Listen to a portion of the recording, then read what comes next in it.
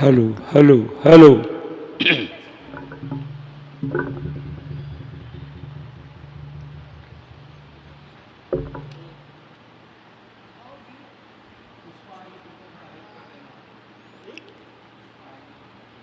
बहुत ही सौभाग्य की बात है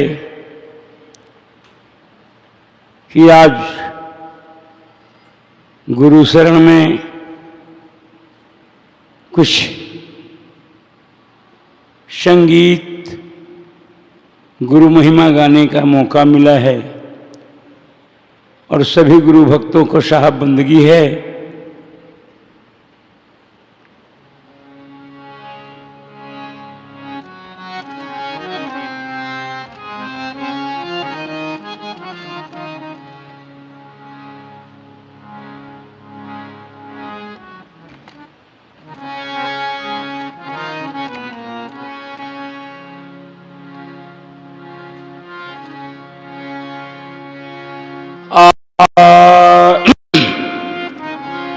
देखिए, मैं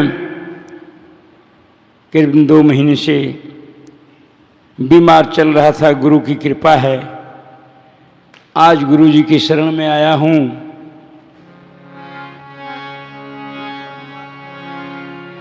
आया है सो जाएगा,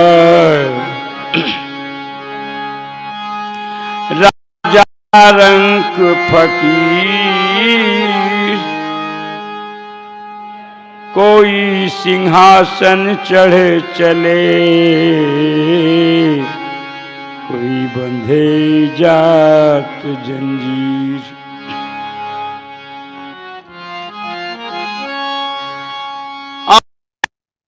सो जाएगा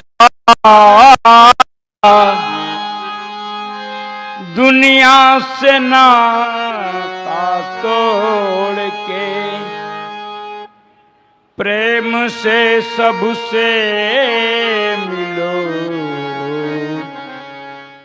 गुरुवर से नाता जोड़ के। ज़्यादा नहीं, आंख बना है 2 लाइन का भजन गुरु आश्रम में आप लोगों को अभी आया हूँ, सुना रहा हूँ।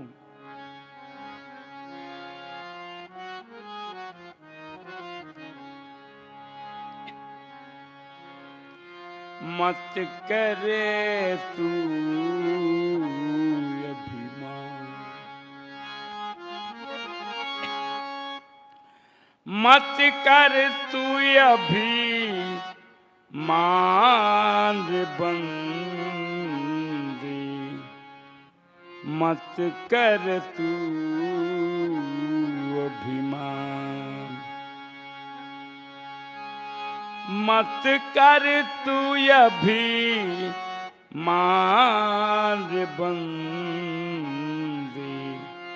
मत कर तू अभिमान। झूठी तेरी शान बंदे, मत कर तू अभिमान। तेरे जैसा लाखों आए, तेरे जैसा लाखों आए, लाखों इस मिट्टी में समाए, तेरे जैसा लाखों आए, लाखों इस मिट्टी में समाए, रहा न नामो निशान बंदे, मत कर तू अभिमान,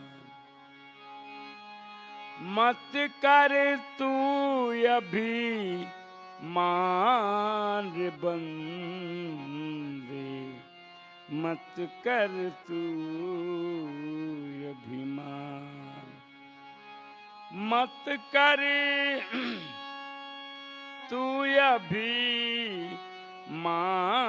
रे बंदे मत कर तू अभिमान। साहब बंदगी, साहब आंख बनवाया हूँ इसलिए आप लोगों का वचन नहीं उठा सकता हूँ।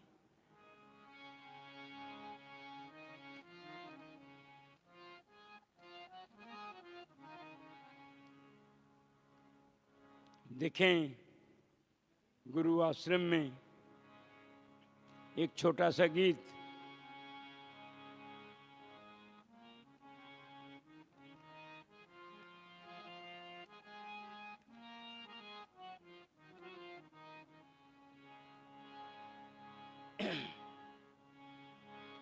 एक दिन जाना है सबको जहान से। देखें, इस संसार से एक रोज सबको जाना है, इसलिए जिंदगी को कभी अभिमान से नहीं बिताना चाहिए। 4 लाइन 2 लाइन का गीत है।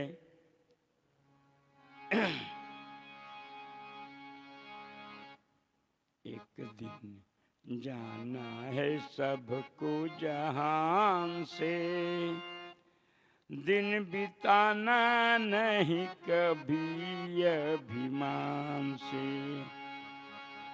एक दिन जाना है सबको जहान से, दिन बिताना नहीं कभी अभिमान से। दिन बिताना नहीं कभी अभिमान से, दिन बिताना नहीं कभी अभिमान से, दिन बिताना नहीं कभी अभिमान से। एक दिन जाना है सबको जहान से, दिन बिताना नहीं कभी अभिमान से। कर ले पूजा जब तक पाठ यही जाए तेरे साथ, कर ले पूजा जब तक पाठ यही जाए तेरे साथ, यही जाए तेरे साथ। मान होगा नहीं कभी अभिमान से, मान होगा नहीं कभी अभिमान से। एक दिन जाना है सबको जहान से। कर ले नेक तू कमाई वही साथ तेरे जाई, कर ले नेक तू कमाई वही साथ तेरे जाई, वही साथ तेरे जाई। मुक्ति बन जाएगी सबकी गुरु स्थान से, मुक्ति बन जाएगी गुरु स्थान से। एक दिन जाना है सबको जहान से।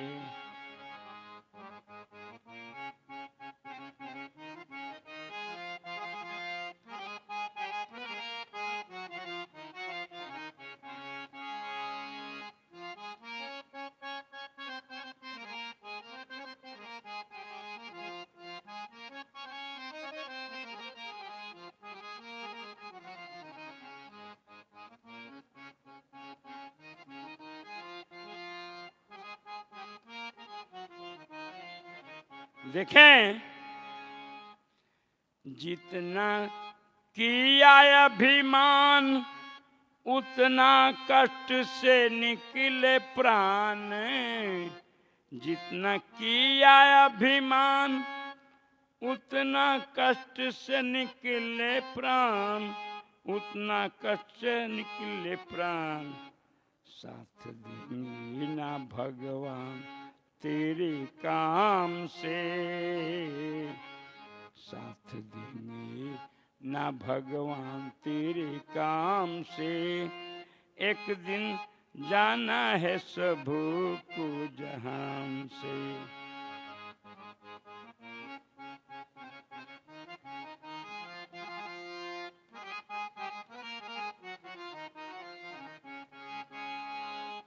कर ले नेक तू कमाई वही साथ तेरे जाई। कर ले नेक तू कमाई वही साथ तेरे जाई, वही साथ तेरे जाई। मुक्ति बन जाएगी, मुक्ति बन जाएगी गुरु स्थान से। मुक्ति बन जाएगी गुरु स्थान से। एक दिन जाना है सबको जहां से। एक दिन जाना है सबको जहां से। दिन बिताना नहीं कभी अभिमान से। कर ले पूजा जब तक पाठ वही जाए तेरे साथ। कर ले पूजा जब तक पाठ वही जाए तेरे साथ, वही जाए तेरे साथ।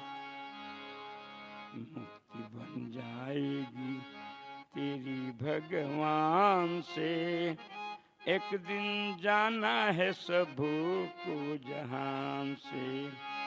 एक दिन जाना है सबको जहां से। एक दिन जाना है सबको जहान से। साहब बंदगी, साहब बंदगी।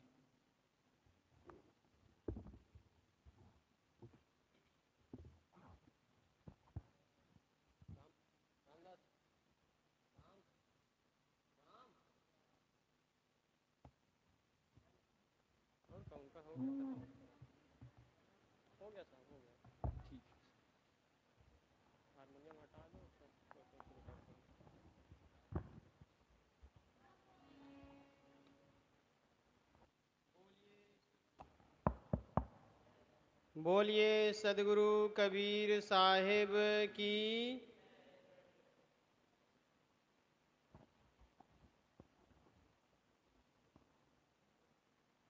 संत सम्राट सदगुरु कबीर के 625वीं जयंती के अवसर पर पधारे हुए दूर दराज से सत्संग प्रेमी सज्जनों, माताओं एवं बहनों, आज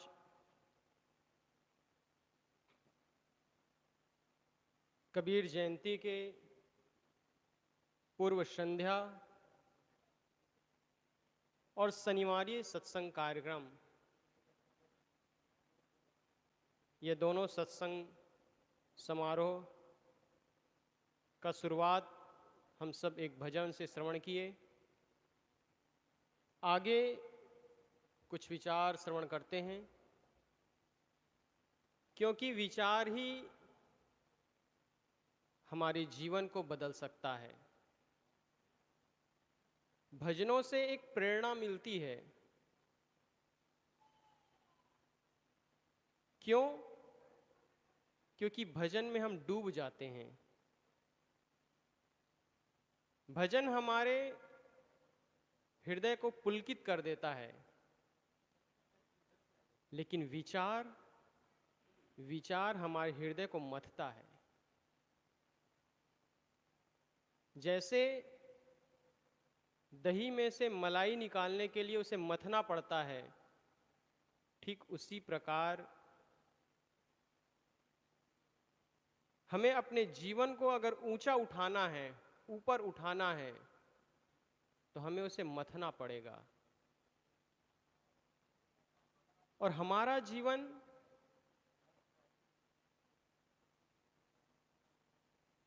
कोई छोटी सी डिबिया नहीं है कि हम खोल दिए और उसके सारे राज आपको दिखने लग जाएं। नहीं, हमारे जीवन में एक बहुत बड़ा स्थान मन का है, और वह मन जब तक जिस चीज को स्वीकार कर नहीं करता तब तक हमारे जीवन में उस चीज की परिवर्तन नहीं हो सकती। जैसे हम सब सदगुरु कबीर साहब के बारे में जानते हैं, सिर्फ मानते कब हैं? जब वो विचार हमारे मन में फिट हो जाता है, हमारे मान्यताओं के आधार पर वो विचार, जब हमें लगता है कि यह विचार सही होगा, तब हम उसे मानते हैं, अर्थात अपने जीवन में उतारते हैं।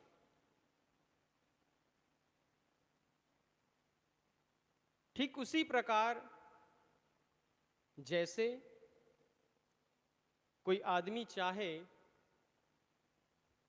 कि हमें किसी मंजिल पर पहुंचना है, तो पहले उस मंजिल की तहकीकात करता है कि कैसे है वह मंजिल, किस ढंग से हम जाएंगे, वहां जाने से हमें क्या लाभ होगा, और उन बातों को अपने मन में विचार करता है, मथता है, तब जाके वो उस मंजिल तक पहुंचने का प्रयास करता है और तब फिर पहुंचता है।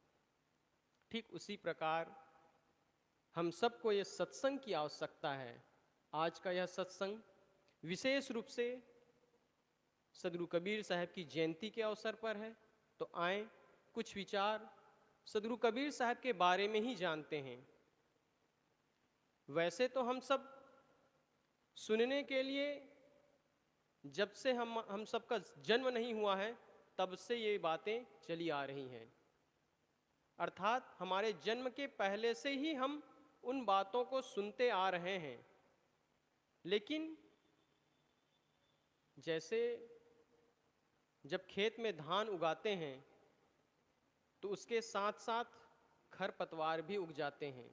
ठीक उसी प्रकार कुछ बातें जब देश और दुनिया तक जाती हैं तो उसके साथ साथ अंधविश्वास और मान्यताएं भी जाती हैं, और उनसे यदि हम बच जाते हैं, उनसे यदि हम दूर हो जाते हैं, तो हमें सही चीज मिल पाता है। तो मैं कह रहा था कि हम सबको कुछ बातें सुनने की आवश्यकता है, और ये वो बातें हैं जिनको सुनकर के हम अपने जीवन को सही दिशा दे सकते हैं। तो आए कुछ विचार कुछ देर हमारे साथी श्री निर्मल साहब से सुनते हैं कि कबीर साहब के जीवन से आपने क्या पाया और कबीर साहब का जीवन कैसे था। थोड़ी सी विचार हम सब हमारे साथी श्री निर्मल साहब से श्रवण करते हैं। उसके बाद हमारे बीच अनेक संतजन विराजमान हैं।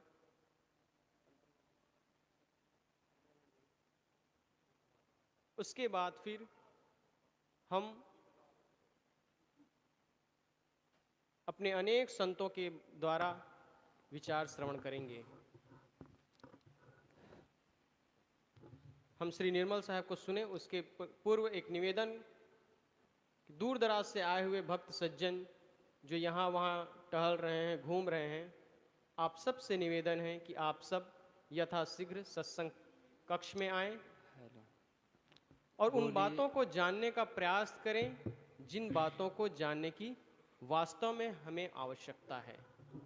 आए विचार श्रवण करें श्री निर्मल साहब से। बोलिए सदगुरु कबीर साहिब साहेब की जय।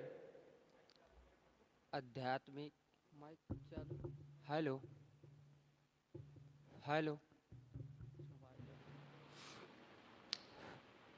आध्यात्मिक एवं व्यवहारिक मेरे जीवन के आत्म प्रेरणा स्रोत परमराध परम पूज्य सदगुरुदेव जी त्याग, वैराग और निर्मोहता के महान शिखर पर पहुँचे हुए वंदनीय संत समाज, सभा में विराजमान सम्मान्य सत्संग प्रेमी सज्जनों, भक्तिमयी माताओं, साहिब जी के आज्ञा पालना कुछ देर कुछ कहने का प्रयास कर रहा हूँ। सदगुरु कबीर साहब जी के 625वीं जयंती समारोह की पूर्व संध्या में यह कार्यक्रम रखा गया है और शनिवारिक सत्संग भी है।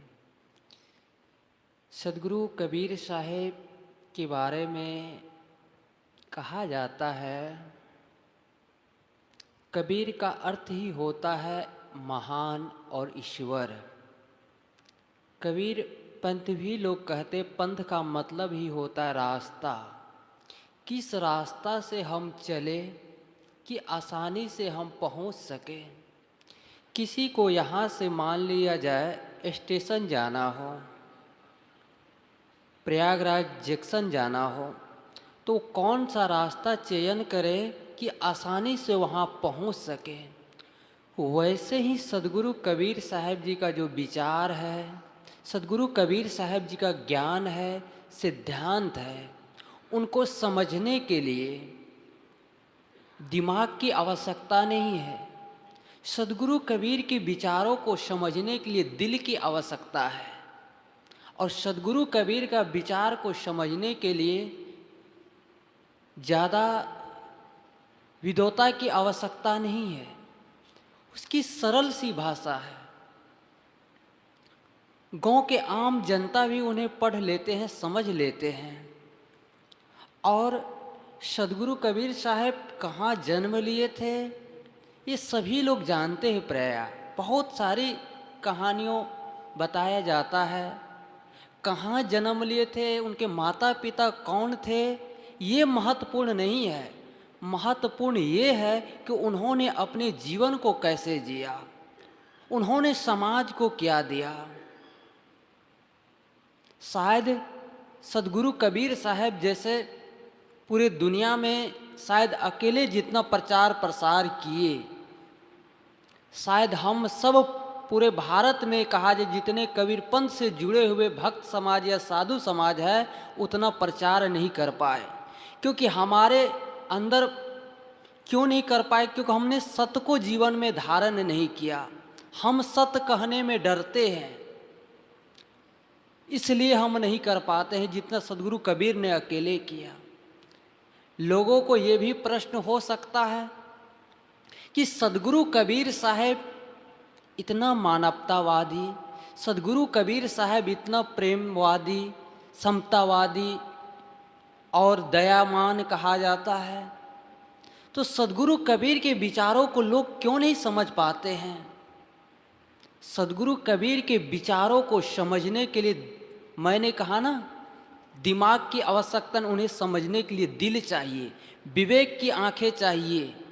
और वो विवेक की आंखें आपको सदगुरु कबीर के बीजक आप पढ़ेंगे तब आपको पता चलेगा।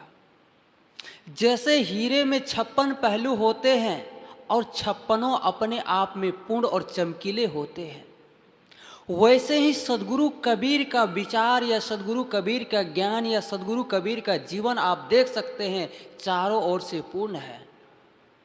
विद्वानों ने उन्होंने कबीर साहब बहुत विद्वान है,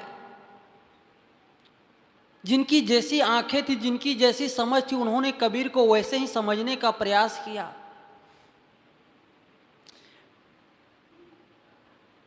हिंदी के कवि ने कहा कि सदगुरु कबीर हिंदी के महान कवि है। योगी ने कहा कि सदगुरु कबीर योगियों में महान योगी है। सन्यासियों ने कहा सदगुरु कबीर सन्यासियों में महासन्यासी है।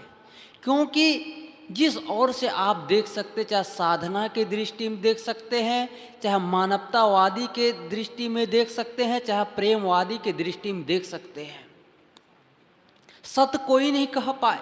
सत्य कहने से लोग डरते हैं। उस जमाने में जिस समय मुगलों का शासन चलता था, उस समय सदगुरु कबीर साहब ललकार कर कहते थे, वो चौराहों पर कहते थे, किसी की हिम्मत नहीं होती थी सत्य कहने का। आज नहीं कह पाते हैं लोग सत। सत कहने से आज भी लोग घबराता है। सत कहने से आज भी आदमी जी चुराता है। और उस जमाने में, जिस जमाने में लोगों को पढ़ने की अधिकार नहीं, वेद सुनने के अधिकार नहीं, ज्ञान की कोई चर्चा नहीं सुन सकते हैं, मंदिर मस्जिद नहीं जा सकते हैं, उस समय सदगुरु कबीर साहब कहाँ कबीर पुकार के, उस समय ऐसे महान संत सदगुरु कबीर ही हुए जिन्होंने पहली बार अपनी बातों को पुकार कर कहे। ऐसा इतिहास में कोई संत नहीं हुए पुकार कर कहने वाले।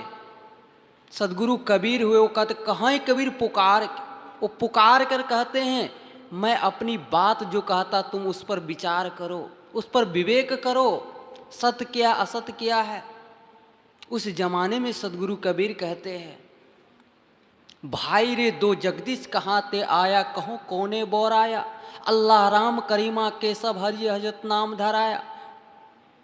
तुम्हें किसने पागल बना दिया कि संसार में दो परमात्मा आया, दो भगवान आए। किसने तुम्हें भटकाया है। तुम भटकाव के चक्कर में मत पड़ो, तुम विवेक करो सत्य क्या असत्य क्या है।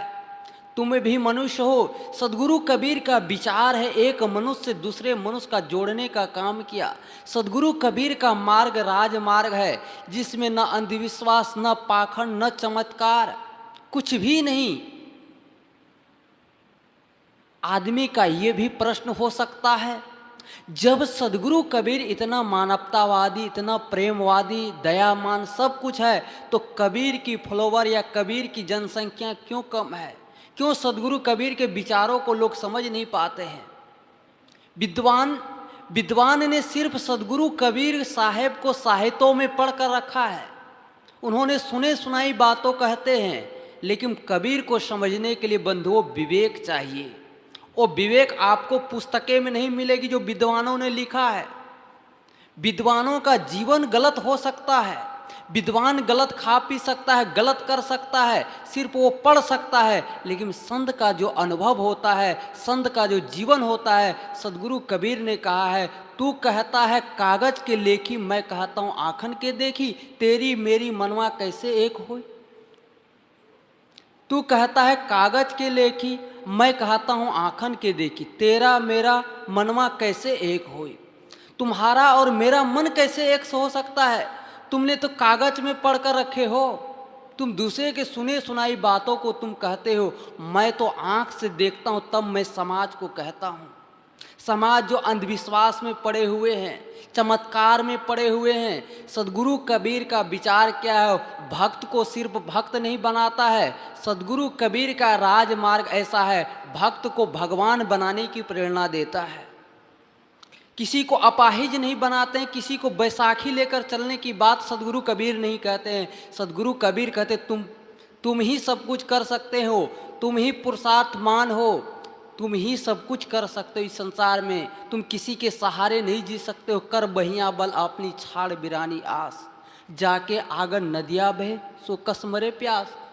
हे मनुष्य, तुम किसी का भरोसा मत जियो, तुम अपना पुरुषार्थ करो। लेकिन आज तो हम दूसरे के सहारे जी सकते हैं।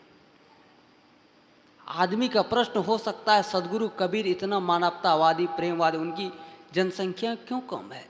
तो सदगुरु कबीर की एक साखी है, हीरो की ओवरी नहीं मल्लागिरी नहीं पात, सिंहों का लेहड़ा नहीं साधु न चला जमात। आप हीरो के ओवरी नहीं, हीरो का खदान आप नहीं देखे होंगे, और जंगल आप चंदन का जंगल नहीं देखे होंगे, और जब सिंह जब चलते हैं ना, उनका झुंड नहीं होता है, वो अकेला दहाड़ता है। वैसे ही सदगुरु कबीर का विचार जो है ना, ये अंधविश्वासी, ये पाखंडवादी, ये चमत्कारवादी नहीं पचा सकते हैं। उनको पचाने के लिए ताकत चाहिए, वह ताकत विवेक की। सब नहीं पचा सकते हैं। सिंह का भोजन गिदड़ नहीं पचा सकते हैं। उसको पचाने के लिए तो आत्मविश्वास चाहिए, या कहा जाए तो कलेजा। उसको पचाने के लिए ताकत चाहिए। वो ताकत तब मिलती है जब आप उनके बीजक को आप पढ़ते हैं, और उन बीजकों को पढ़कर ऐसे लगता है कि इस दुनिया में जितने भी लोग जो अंधविश्वास, ये पाखंड एक खिलौना जैसे लगता है। धर्म की नाम पर, अध्यात्म के नाम पर जनता मूर्ख बनना चाहती है और मूर्ख बनाने वाले भी बैठे हुए हैं। हम मूर्ख बनने के लिए तैयार हैं, लेकिन सदगुरु कबीर साहब वैसे नहीं है।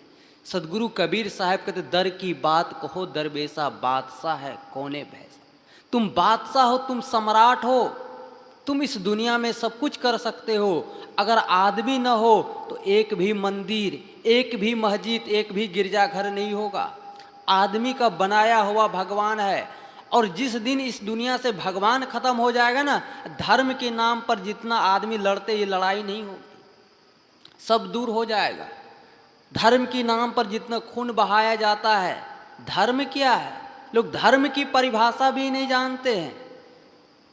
धर्म की नाम पर आज लड़ते चले जा रहे हैं। सदगुरु कबीर साहब कहते धर्म को समझो, एक मनुष्य को दूसरे मनुष्य को समझो, तुम भी प्रेम दो और प्रेम से जीना सीखो, सबके साथ अच्छे व्यवहार करो, किसी भी प्राणी को देखकर या किसी भी जीव को हत्या मत करो, तुम्हारे जैसे ही सब है, तुम दया करो। सदगुरु कबीर का धर्म है, दया का धर्म है, प्रेम का, एकता का, समरसता का। ये सदगुरु कबीर का विचार है। अब कंठी माला ले लिए, सदगुरु कबीर के विचारों से जुड़ लिए हैं, मंदिर में घड़ी घंट भी बजा रहे हैं, पूजा पाठ भी कर रहे हैं, तो क्या मतलब सदगुरु कबीर के विचारों से जुड़ने के लिए? सदगुरु कबीर के विचारों से जुड़कर उसे जीवन में हम प्रयोग करें, उन्हें हम समझे। इसमें हम मत पड़े कि कबीर साहब कहाँ जन्म लिए थे, उनके माता पिता कौन थे, इसका ये बहुत महत्वपूर्ण नहीं है। महत्वपूर्ण ये रखता है कि उनका जीवन कैसे था, उनका विचार क्या था, उनका सिद्धांत क्या था, उन्होंने समाज को क्या दिया। मान लिए जान भी लेंगे, सिद्ध भी कर लेंगे उनके माता पिता जो भी रहे होंगे वो कहाँ जन्म हुए थे, ये तो बात पक्का है। कोई भी आदमी इस धरती पर आएंगे तो माता और पिता से ही पैदा होंगे।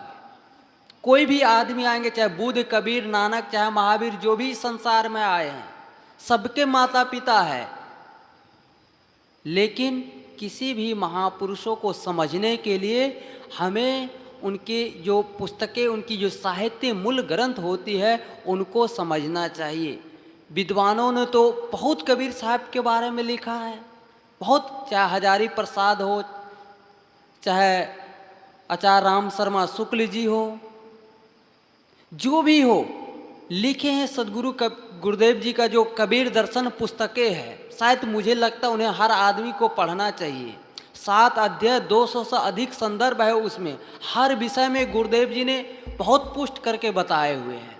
तो उन्हें पढ़कर हमें लगता है सदगुरु कबीर साहब के विचारों को जीवन में उतारना, और हम सदगुरु कबीर साहब का जो सिद्धांत है, जो विचार है, उन्हें सत्य कहने से हम घबराए ना, सत्य कहे। इसलिए सदगुरु कबीर साहब अपने आप में चारों ओर से पूर्ण है और चमकीले हैं, उन्हें हम समझने की आवश्यकता है। मैंने पहले ही कहा कि सदगुरु कबीर साहब को समझने के लिए ज़्यादा विद्वता की आवश्यकता नहीं है। सदगुरु कबीर साहब को समझने के लिए विवेक की आंखें चाहिए, और विवेक के आंखें आपको तब मिलेगी जब हम अच्छे गुरुजनों से और संतों से जुड़ते हैं, तब मिलते हैं। तो मैं आप सबके बीच कुछ देर कुछ निवेदन करने का प्रयास किया। इन्हीं शब्दों के साथ मैं अपने वाणी को विराम देता हूँ। बोलिए सदगुरु कबीर साहेब की जय। अभी हम सब श्री निर्मल साहब के सुंदर विचार श्रवण कर रहे थे। एक छोटी सी बात याद आ गई। एक बार की बात है,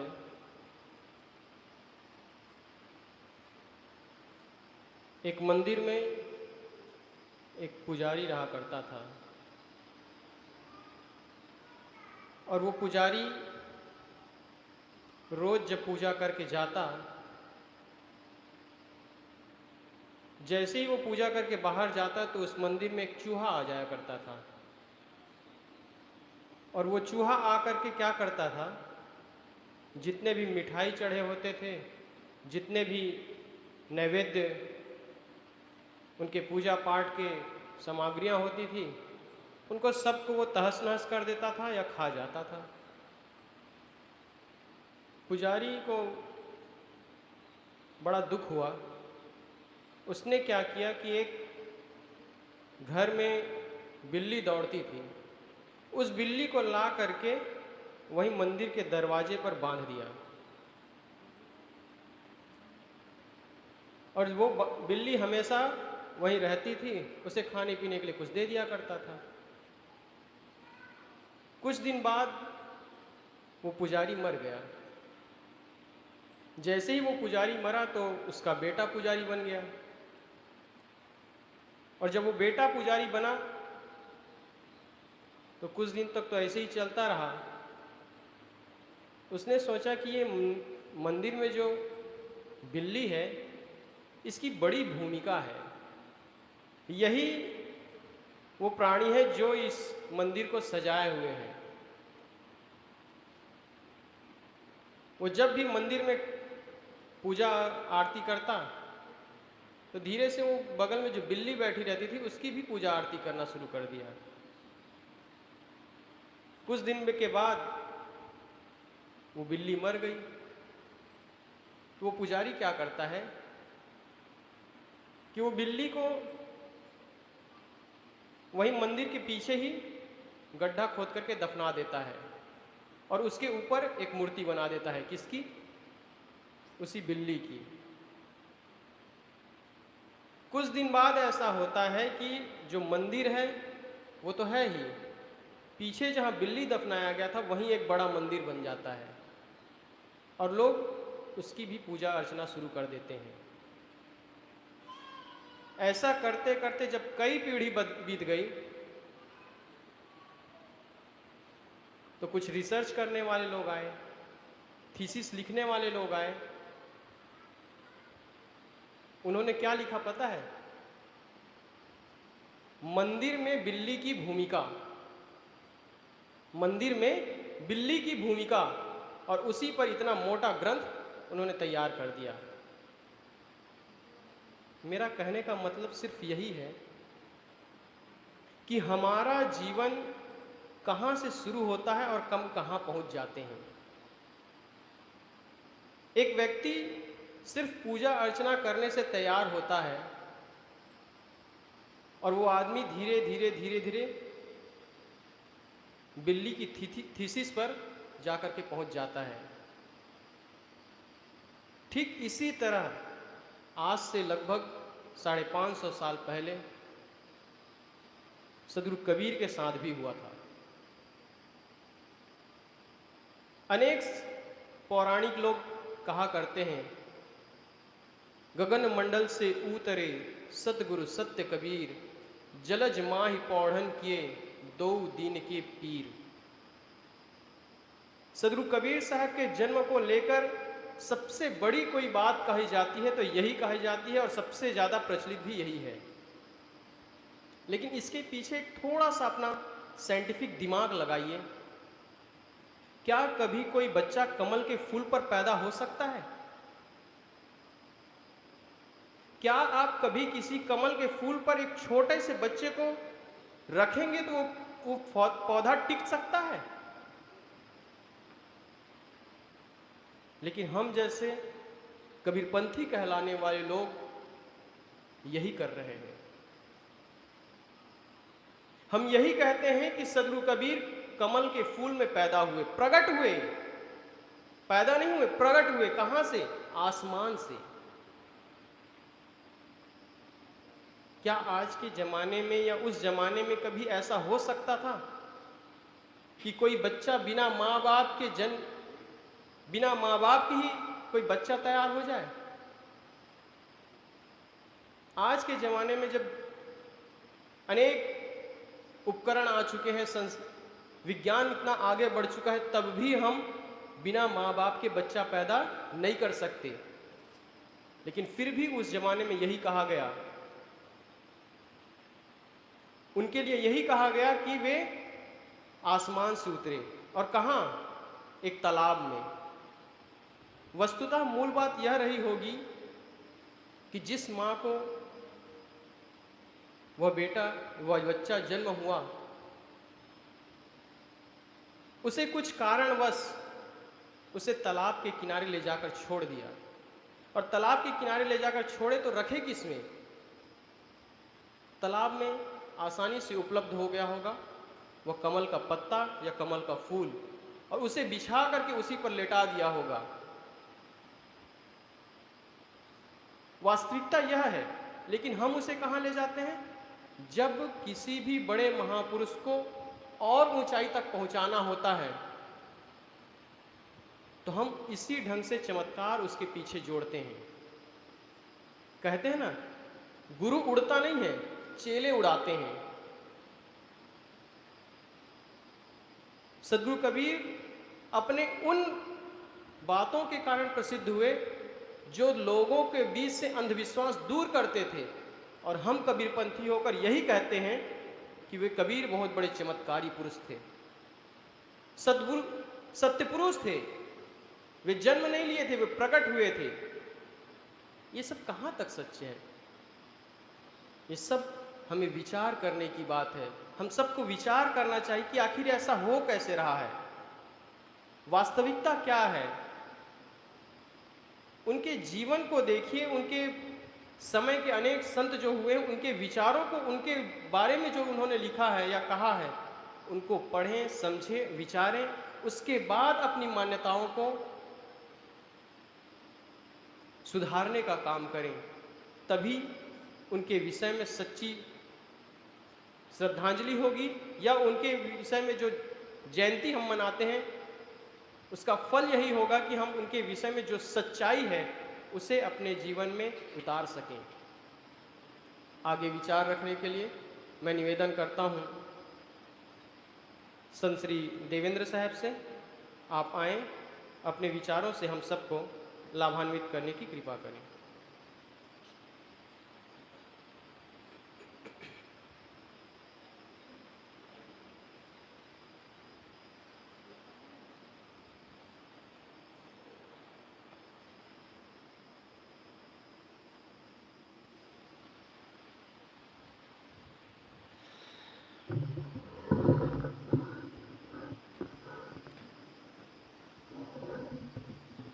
पूजनीय संत समाज, सज्जनों तथा देवियों,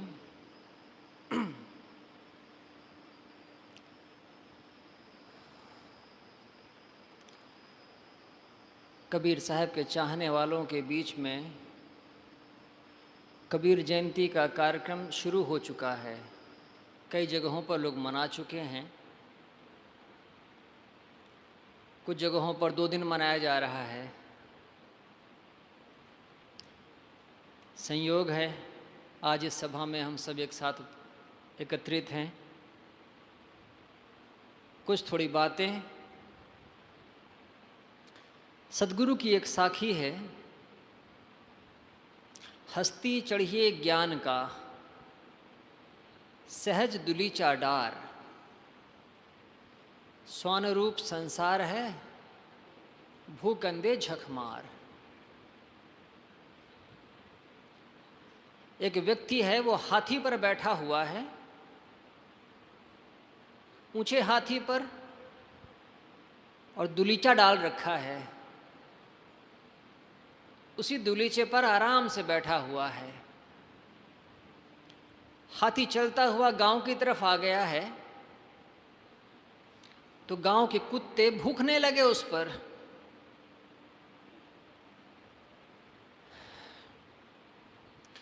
जो हाथी पर बैठा हुआ है व्यक्ति, उसे क्या कोई कुत्तों का भय होगा?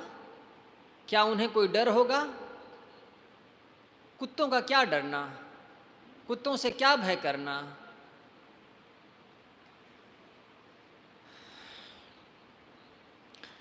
डॉक्टर हजारी प्रसाद द्विवेदी ने अपनी पुस्तक में कबीर साहब की इस वाणी को बड़ी प्रमुखता से लिया है और उन्होंने कहा, कबीर ज्ञान के हाथी पर, ज्ञान की हस्ती पर विराजते हैं और स्वरूप स्थिति, आत्मस्थिति में जीते हैं। अब वो भला संसार के लोगों की क्यों परवाह करेंगे? थोड़ी सी कुछ बातें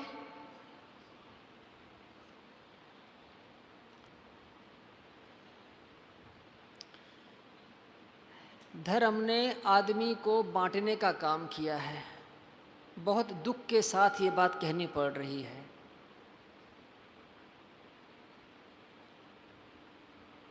आप अपने घर के आंगन में दीवार पर कोई बेल दौड़ा दें, कोई लता,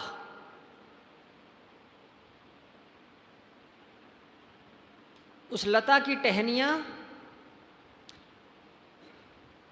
पड़ोसी की छत, पड़ोसी की दीवार पर भी पहुंच जाएंगी और उसमें भी वो वही फूल खिलेंगे जो आपके यहाँ खिल रहे हैं। पानी आप दे रहे हैं, पौधा आप रोपे हैं, खरीद कर आप लाए हैं, लेकिन उसके फूल पर अधिकार नहीं है। फूल तो उसका स्वाभाविक गुण है।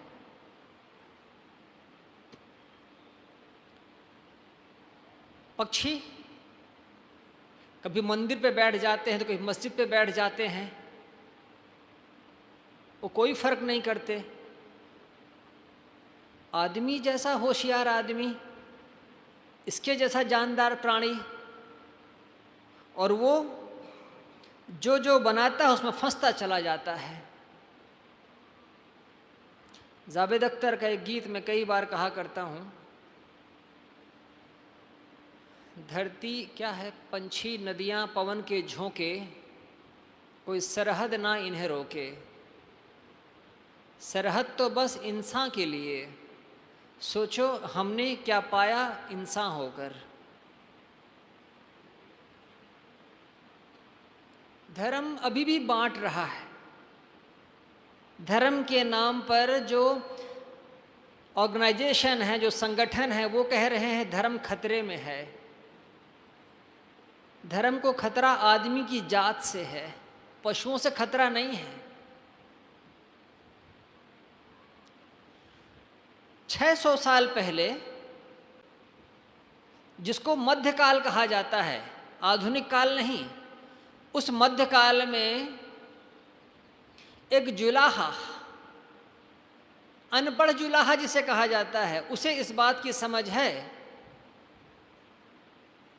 कि मंदिर और मस्जिद ये बांटने का काम कर रहे हैं, तोड़ने का काम कर रहे हैं।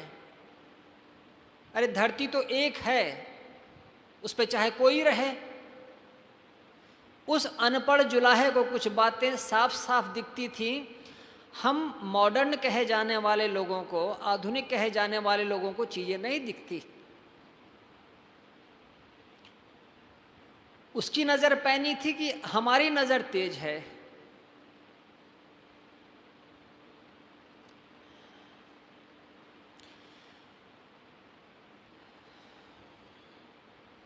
ज्ञानी और भगत में एक छोटा सा अंतर होता है। आप पूछेंगे क्या अंतर होता है?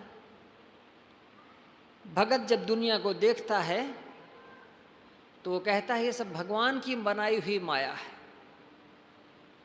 भगवान के कर्तापन का एहसास भगत के मन में हमेशा बना रहता है। तो प्रभु का भय और प्रभु की भक्ति ये उसके मन में हमेशा चलती रहती है।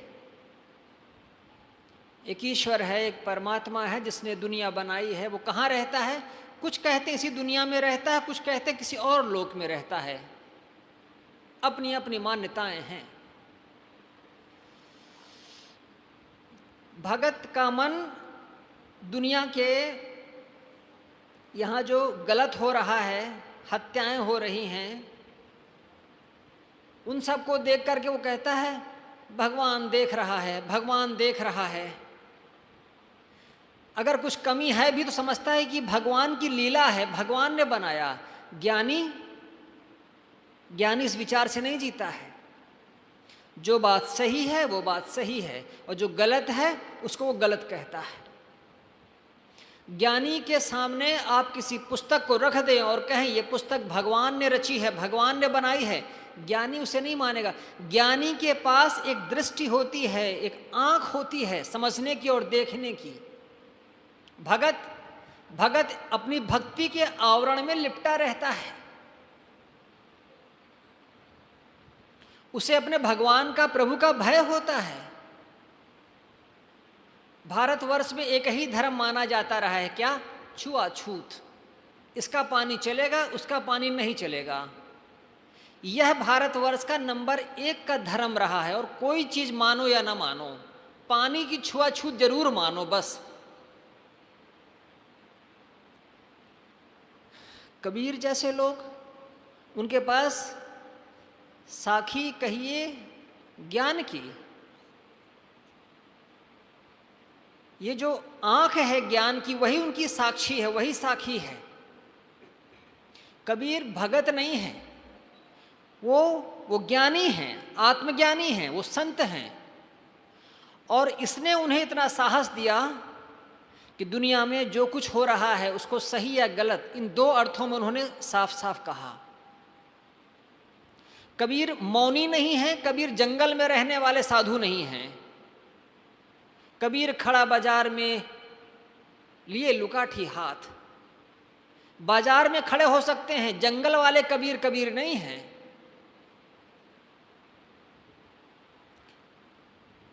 एक आदमी इसको समझना चाहिए, कबीर को जब हम अलौकिक बना देते हैं तो हम कबीर का हनन कर देते हैं। एक छोटी सी बात बताऊं मैं आपको। एक लड़का अखबार बेच बेच करके अपनी पढ़ाई करता है और किसी तरीके से कंपटीशन क्वालिफाई करता है और बड़ा अधिकारी बनता है। 28 वर्षों की उसकी अपनी मेहनत, तब जाकर कहीं अखबार में उसका नाम आता है। यह बात कितने लोगों को प्रभावित करती है? जो भी पढ़ने वाले हैं उन सबको ये बात प्रभावित करती है कि भाई एक अखबार बेचने वाला लड़का आज इतने ऊंचे पद पर पहुंच सकता है। तो बहुतों के लिए वह लाइट हाउस है, प्रकाश स्तंभ है। और अगर कोई कह दे भाई उसके तो अपने प्रारब्ध था, उसका अपना भगवान की दया थी, तो उसकी सारी मेहनत पर आपने पानी फेर दिया। कबीर जैसे लोग कभी कभी होते हैं। 600 साल पहले कबीर हुए थे और 600 साल बाद अंबेडकर हुआ। दलितों में यही 2-4 गिने चुने नाम हैं।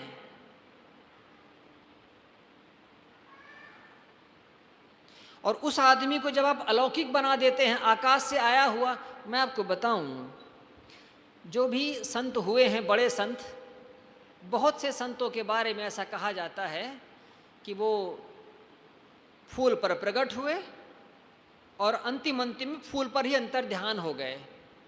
दादू राजस्थान के एक बड़े संत हुए, उनको दादू दयाल कहा जाता है, कबीर साहब की परंपरा में हुए। उनके बारे में भी ऐसा ही कहा जाता है। कई संतों के बारे में इस ढंग से कहा जाता है।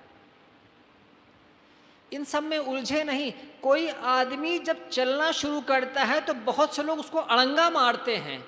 अड़ंगा समझ रहे हैं ना? ताकि ये गिर जाए। कबीर के रास्ते में क्यूदंतियां खड़ी करके, चमत्कार की बातें खड़ी करके हम अड़ंगा मार रहे हैं। और हम कबीरपंथी कहलाने वाले लोग, धर्म किसी एक पंथ पर नहीं है। धर्म का कोई एक निर्धारित पंथ नहीं है। जिसकी जितनी आंख और जिसकी जितनी समझ, उसका धर्म उतना ही विस्तृत, उतना ही फैला हुआ।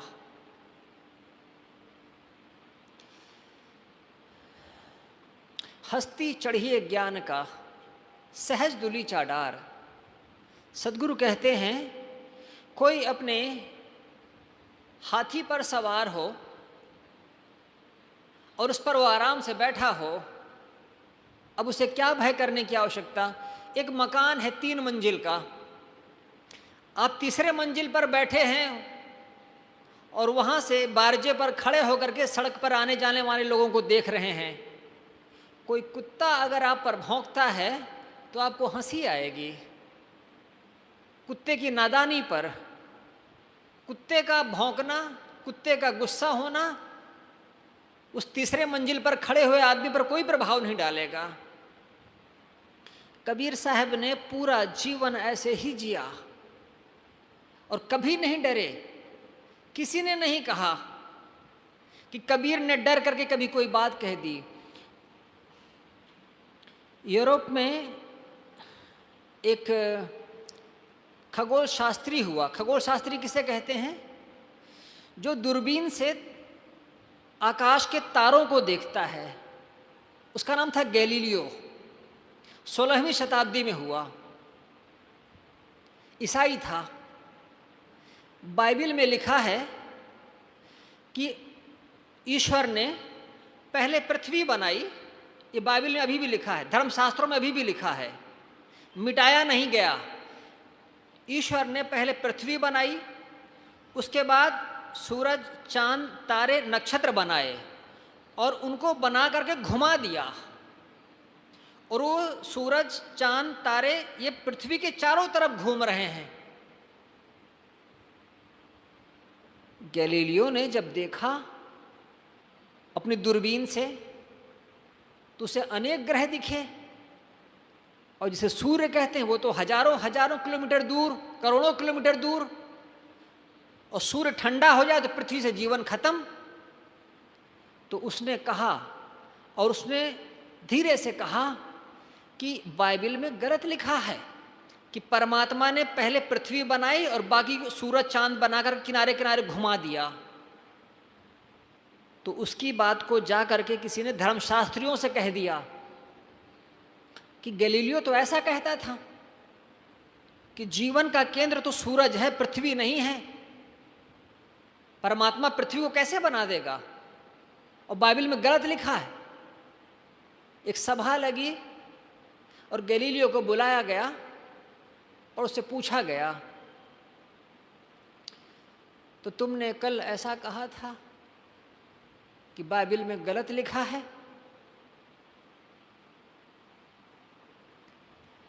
और उसके कुछ दिन पहले ही एक ईसाई सन्यासी को उन्होंने सड़क पर जिंदा जला दिया था, क्योंकि उसने भी यही बात कही थी। तो उन्होंने गैलीलियो से कहा, हमने सुना है कि तुमने ऐसा कहा, क्या ये सही है?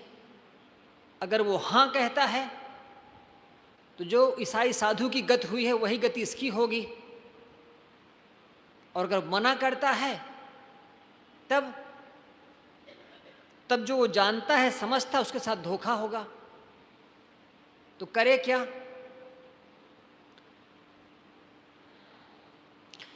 गैलीलियो ने कहा, कल मैंने थोड़ी पी रखी थी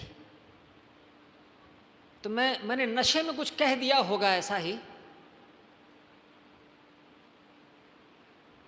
धर्मगुरु ने कहा, आगे से पीना, पर इतना मत पीना कि ऐसा कुछ कहो। और तुम खतरनाक हो समाज के लिए, तुम पर हमेशा निगरानी रहेगी। आपको बताऊं, 90 वर्षों तक गैलीलियो जिंदा रहा और दूरबीन से रात रात भर वो तारों को देखता था और अंधा हो गया। जो उसकी खोज थी उसको जीवन में उसने कभी छपवाया नहीं। उसके पास एक ग्लोब था, पृथ्वी का नक्शा, खोखला नक्शा। जब वो मरने को हुआ तो उसने अपने एक शिष्य को बुलाया और कहा, देखो ये पृथ्वी का नक्शा है, इसको तुम ले जाना। जब इस सीमा से पार पहुंच जाना, इस राज्य से पार पहुंच जाना, तब इसको खोलना, उसके पहले मत खोलना। ये मेरे जीवन भर की कमाई है, ये छपना जरूर चाहिए। मैं अपने जीवन के मोह में, जीवन को बचाने के मोह में मैं सच नहीं कह पाया। मैं चाहता हूं कि मेरे बाद कम से कम सत्य प्रकाशित हो। और आप जानते हैं, जब वो लड़का ग्लोब लेकर के बाहर निकला तो दरबार ने पूछा, ये तू क्या ले जा रहा है, दिखा इधर। उसने कहा, बस। उसकी तो सांसें रुक गई। उसने कहा मेरे गुरु बूढ़े हो गए हैं, मरने वाले हैं, उनके पास कुछ देने को था नहीं, तो यही एक नक्शा था पृथ्वी का, ग्लोब। इन्होंने कहा इसको ले जा तू, स्मृति चिन्ह वही है। उस बूढ़े के मरने के बाद तो फालतू हो जाएगा, ठीक है ले जा। उसकी जान में जान आई, गया, नाव पर बैठा और समुंदर से पार चलने लगा। जब उसको लगा कि अब खतरा नहीं है, तो उसने ग्लोब को 2 हिस्से में फाड़ा, ऊपर का हिस्सा ऊपर, नीचे का हिस्सा नीचे। बीच में पेपरों का पुलिंदा था। उसके जीवन भर का शोध अनुसंधान गैलीलियो ने लिख रखा था कि पृथ्वी छोटा सा एक ग्रह है जो सूरज के चारों तरफ घूमता है, और पृथ्वी जैसे अनेक ग्रह हैं इस सृष्टि में। क्यों कोई कहता है कि परमात्मा ने पृथ्वी बनाई, ये झूठ है। उसके दूसरे राज्य में जाने पर वो किताब छपी, प्रकाशित हुई। ईसाई लोगों ने आगे चलकर उसको स्वीकारा, धर्म गुरुओं ने अभी भी नहीं स्वीकारा। जब आदमी पहली बार चांद पर गया तो वापस आया, तो उससे लोगों ने पूछा, ईसाई धर्म गुरुओं ने पूछा, तुम सही कहते हो कि तुम चांद पर गए थे? उन्होंने कहा बिल्कुल। वो हंसने लगे। वहां क्या देखा, अच्छा बताओ? वहां कुछ नहीं था, बस धूल थी, पहाड़ थे और कुछ नहीं है। वो हंसने लगे। धर्मगुरु को कहने लगे, अरे बुद्धू, तुम किसी दूसरे पहाड़ पर उतर गए होगे और कहते थे चांद पर पहुंचे हैं। चांद पर पहुंचते तो तुम्हें भगवान नहीं दिखता, देवता नहीं दिखते? वो तब भी स्वीकार करने को तैयार नहीं थे। कबीर 120 बरस जिए, ऐसा परंपरा में कहा जाता है, और वह आदमी एक सांस भी नहीं डरा।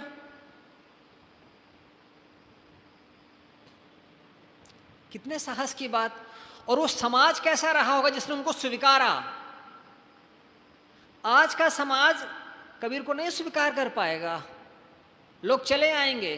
तेलंगाना में 10वीं की हिंदी की किताब में कबीर साहब की एक साखी है।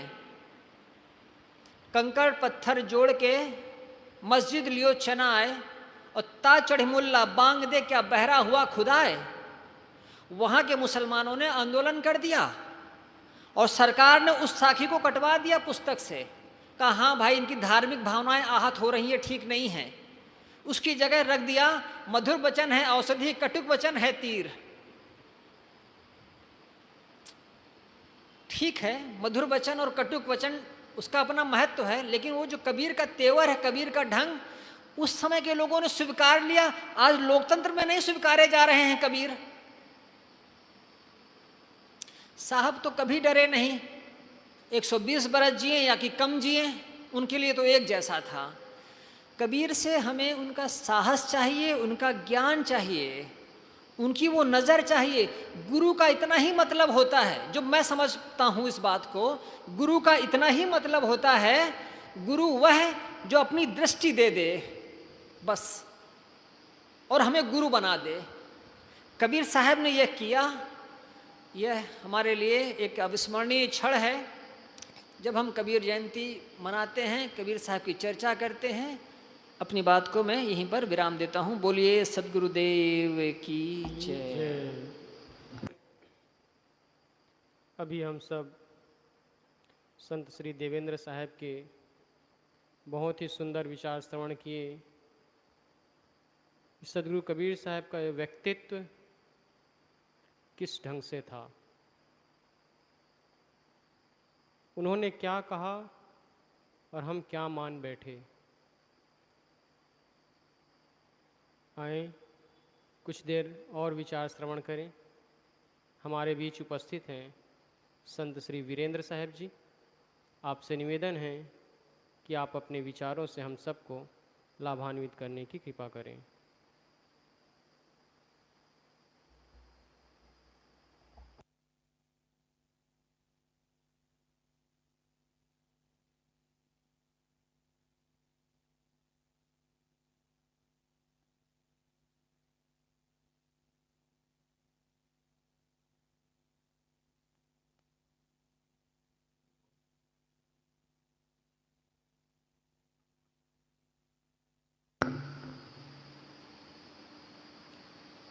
प्रेम से बोलिए सद्गुरु कबीर साहेब की जय, संत समाज की जय, भक्त समाज की जय। परम पूज्य गुरुदेव जी, अर्चनी वंदनीय संत समाज, इस सभा में विराजमान सम्माननीय सत्संग प्रेमी सज्जनों, माताओं,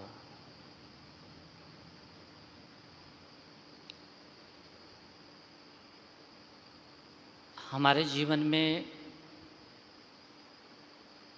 हम जो कुछ जानते हैं, सीखते हैं, समझते हैं, हमारे बड़े लोगों के द्वारा ही।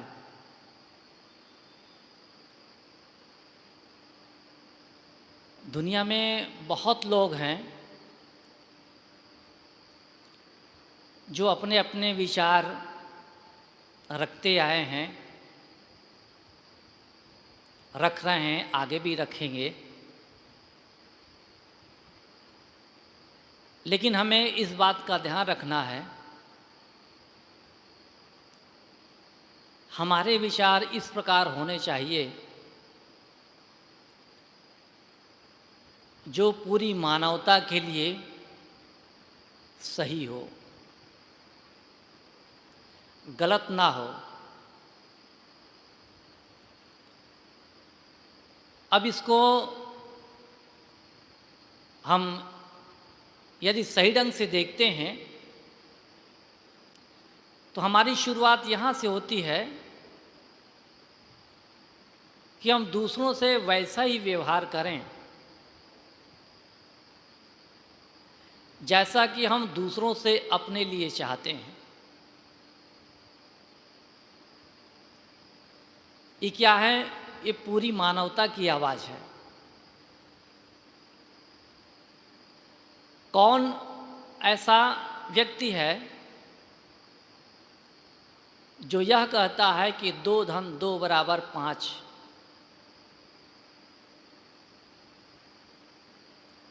कोई नहीं कहता है। कहता भी होगा, लेकिन जब हिसाब करना होगा उसको तो 2 धन 2 बराबर 4 ही आएगा। इसी प्रकार हम समाज में रहते हैं, लोगों के बीच रहते हैं, तो हमारे विचार उसी प्रकार से सबके लिए अनुकरणीय होना चाहिए, जिससे कि वे अपने जीवन को बढ़िया से जी सकें। देखिए, जिसको जैसा गुरु मिलता है वह उसी प्रकार से सीखता है। सद्गुरु कबीर साहब हमारे ऐसे मार्गदर्शक हैं, रास्ता दिखाने वाले, जो पूरी मानवता का हित चाहते हैं, इसलिए वे सही सही बात कह सके हैं। और जो अपना स्वार्थ सिद्ध करना चाहता है इस संसार में, वो अपनी पूरी बात नहीं कह सके हैं। कुछ बात उन्होंने समाज के लिए उपयोगी कही है, तो कुछ बातें ऐसी भी कही हैं जो जिससे कि उनका स्वार्थ सिद्ध हो। लेकिन सद्गुरु कबीर को ऐसे स्वार्थ की जरूरत नहीं है, और तभी वो इस प्रकार की बात कह सके जो पूरी मानवता के लिए एक प्रकार से कहना चाहिए कि सब कोई ग्रहण कर सके। कौन हिंदू है, कोई मुसलमान है, कोई सिख है, कोई ईसाई है, इससे मतलब नहीं है। मतलब है मनुष्य से। एक व्यक्ति आया था गेट के पास, अपनी कार में थे, उस कार में 3-4 लोग थे। वे मुसलमान भाई थे। तो कह रहे थे कि क्या इस आश्रम में केवल कबीर अनुयायी ही रहते हैं? उनका कहने का मतलब यह है, क्या ये निम्न कास्ट के लोग ही रहते हैं क्या?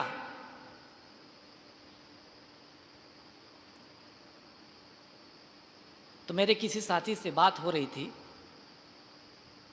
मैंने कहा कि हमको मनुष्य चाहिए, हमको न हिंदू चाहिए, न मुसलमान चाहिए, न सिख चाहिए, न ईसाई चाहिए, न ब्राह्मण चाहिए, न क्षत्रिय चाहिए, न शूद्र चाहिए। हमको एक इंसान चाहिए। इतना सुनते बहुत खुश हो गया वो। तब तो अच्छी बात है। मैंने कहा कि देखिए, कबीर ने किसी जाति पाति के लिए नहीं कही है वो। कबीर ने पूरी मानवता के लिए जो बात कही है वो सबके लिए ग्रहणीय है।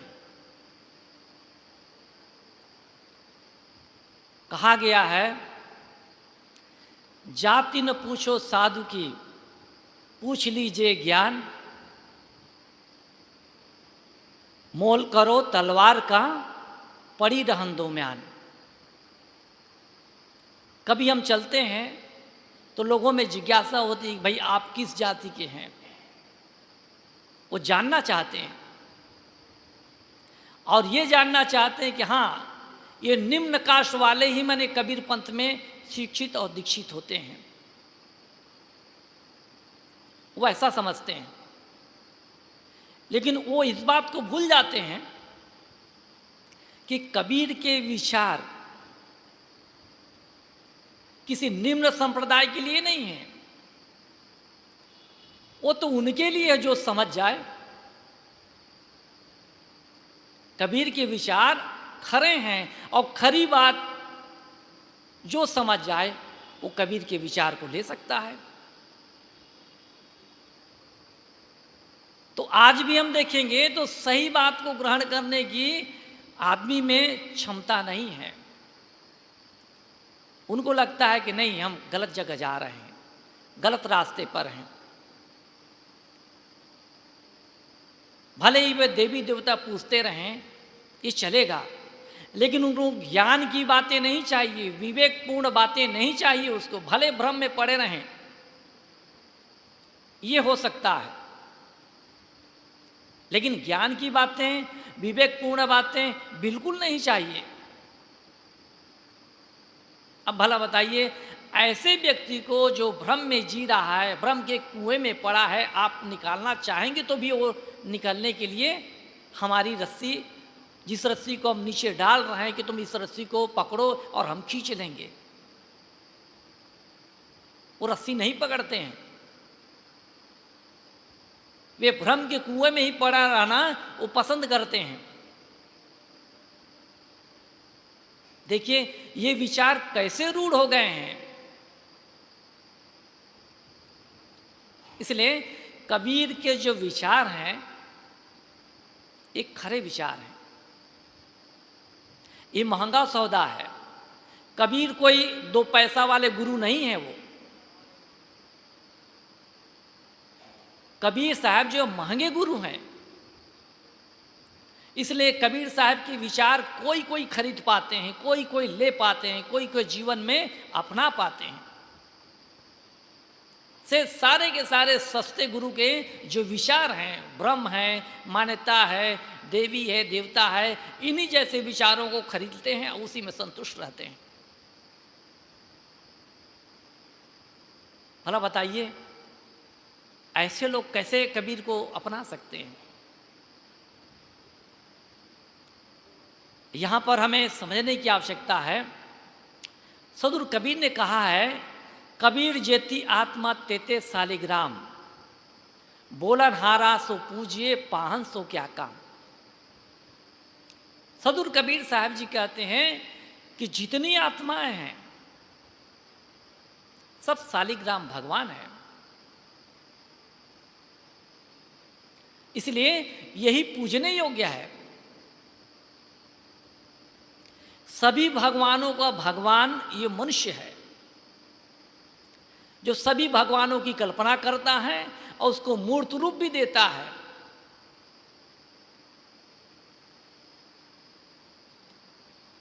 लेकिन आदमी इस बात को समझता नहीं है। वो सोचता है कि पूरी दुनिया को ये बनाने वाला ये भगवान है, कोई ईश्वर है, कोई खुदा है, कोई गॉड है, ऐसा समझता है। लेकिन इस बात को भूल जाता है कि ईश्वर, परमात्मा, खुदा, गॉड की कल्पना करने वाला कौन है?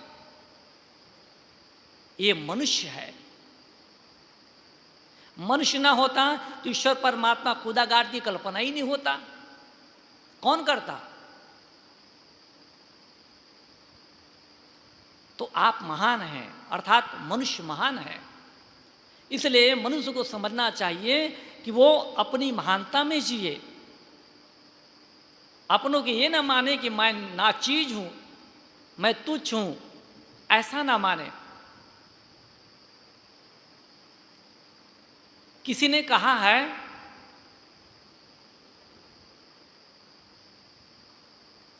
कि हे मानव, तू महान है। हे मानव, तू भगवान है और सब भगवानों का तू भगवान है। जब आदमी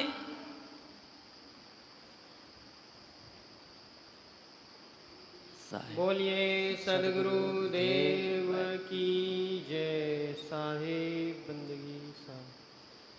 क्योंकि हम सुनते हैं ईश्वर, परमात्मा, खुदा, गॉड केवल मनुष्य कहता है, मानवेतर प्राणी नहीं कहते हैं। और भगवानों की ओर से भी हमारे लिए कोई संदेश ऐसा नहीं आता है कि जैसे हम आप चर्चा कर रहे हैं वैसी चर्चा कहाँ होती है।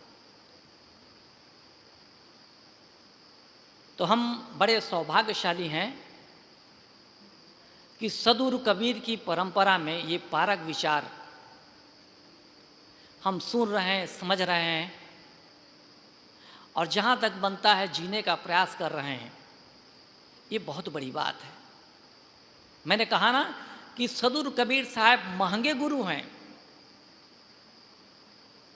अब इस गुरु को सब कोई, इस गुरु के विचार को सब कोई खरीद नहीं पाते हैं, सब कोई अपना नहीं पाते हैं।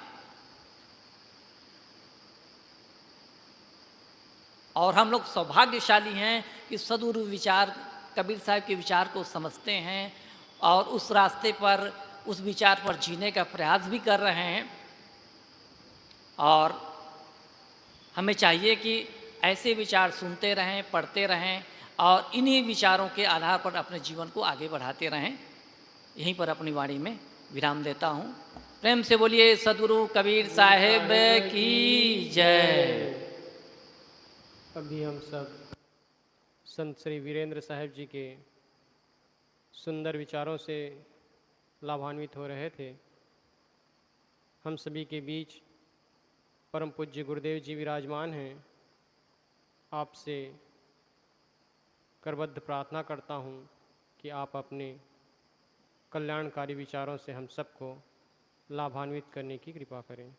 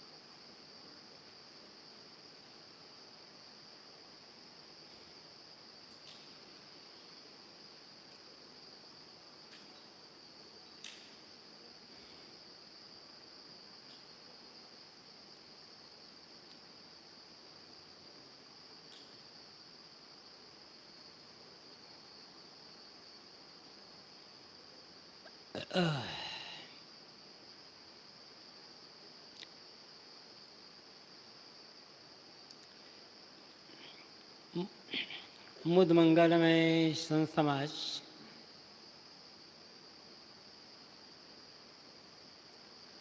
धर्म प्रेमी सज्जनों, श्रद्धा मूर्ति देवियों,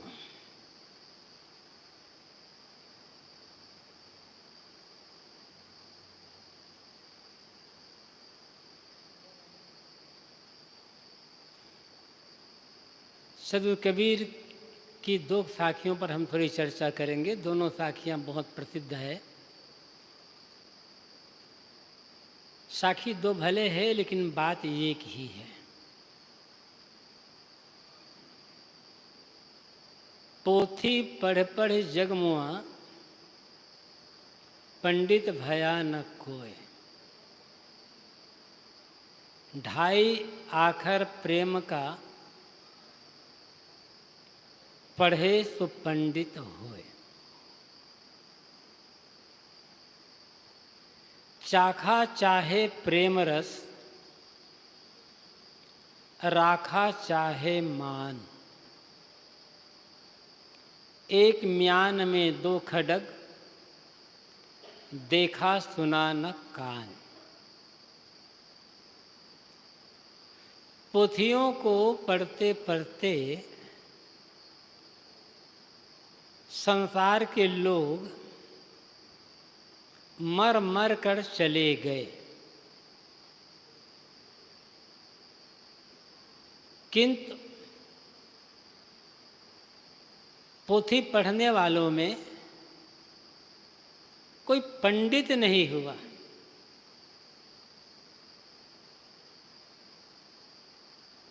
जो प्रेम के ढाई आखर को पढ़ लेता है, जिसके जीवन के सारे क्रियाकलाप प्रेम पूर्ण हो जाता है, वह व्यक्ति पंडित होता है। और पंडित की जो परिभाषा कबीर साहब देते हैं, उस परिभाषा के अनुसार दुनिया का कोई भी व्यक्ति पंडित हो सकता है। किस कुल परिवार में उसका जन्म हुआ है, किस वर्ण जाति मत मजहब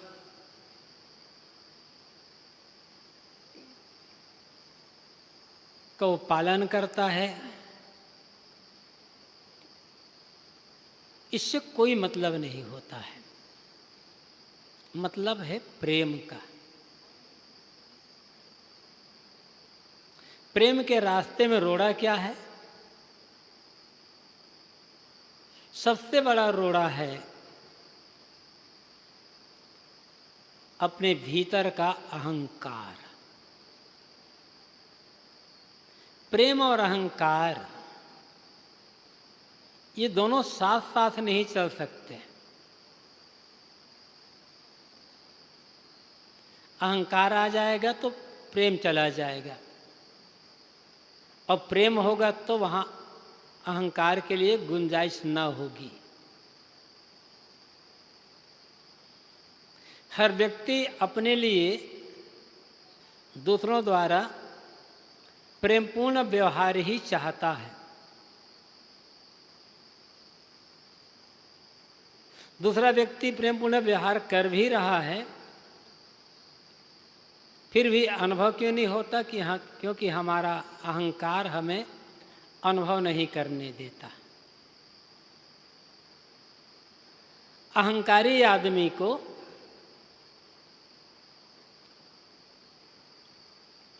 पदे पदे ठोकर लगती है, पदे पदे।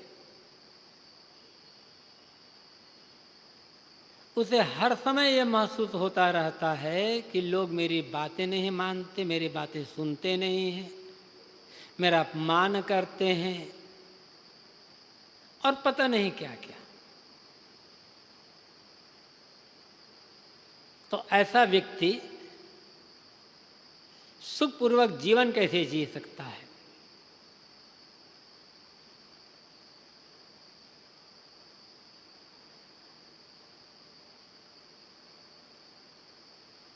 दुख का कारण अहंकार ही तो है।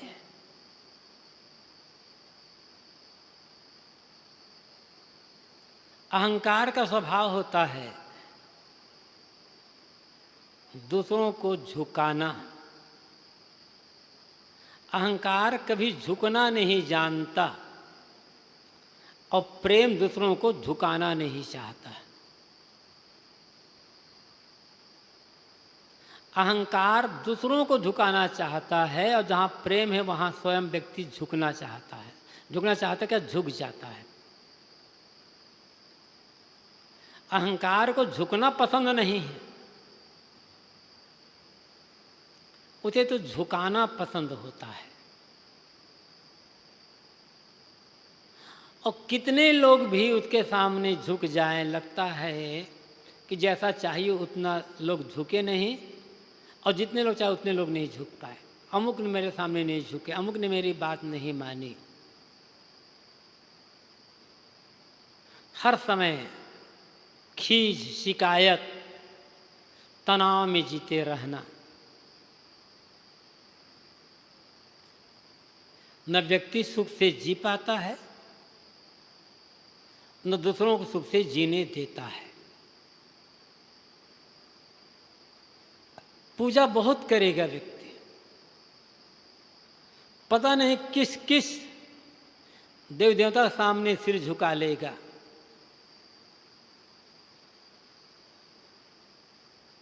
कहाँ कहाँ जाकर के हाथ जोड़ेगा, गिड़गिड़ाएगा, रोएगा, विनय वंदना करेगा। किंतु जहाँ झुकना चाहिए, जहाँ हाथ जोड़ना चाहिए, वहाँ न झुक पाता है न हाथ जोड़ पाता है। आदमी झुकता उसके सामने है जिसे हमारे झुकने का पता ही नहीं होता।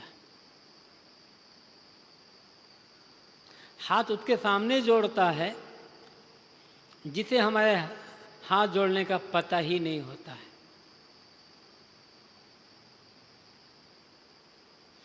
जो हर झुकने को समझ सकता है और समझता है, हाथ जोड़ने को समझता है, वहाँ हम ना झुक पाते हैं ना हाथ जोड़ पाते हैं। तो ऐसा व्यक्ति धर्म को भी क्या समझेगा? ऐसा व्यक्ति पूजा को भी क्या समझ पाएगा?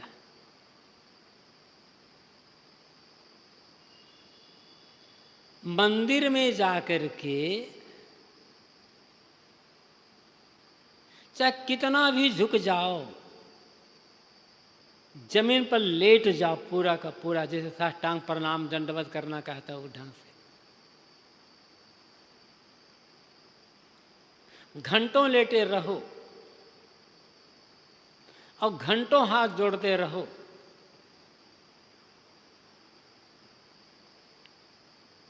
वो सुख और शांति का अनुभव कभी नहीं होगा।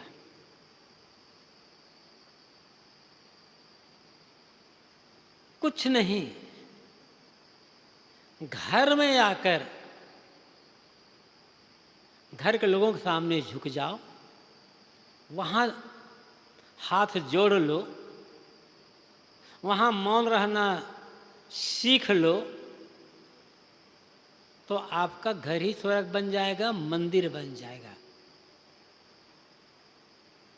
मंदिर में जाकर के हम झुक जाते हैं, एकदम बिल्कुल सरेंडर कर देते हैं अपने आप को, और घर में आते हैं तब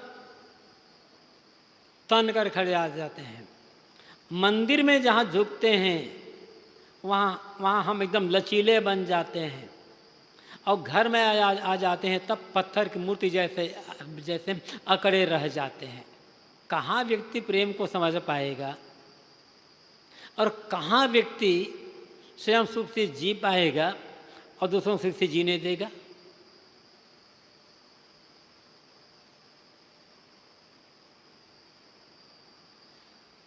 घर में आकर आदमी यदि सिर्फ और कुछ न बने, आदमी बन करके रहे,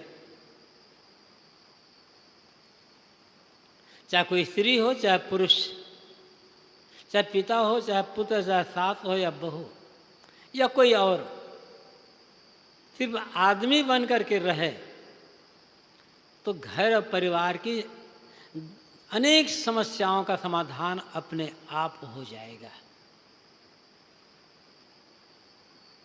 लेकिन मंदिर में जाते हैं तब आदमी बन जाते हैं और घर में आते हैं तब पत्थर की मूर्ति बन जाते हैं। उल्टा हो जाता है।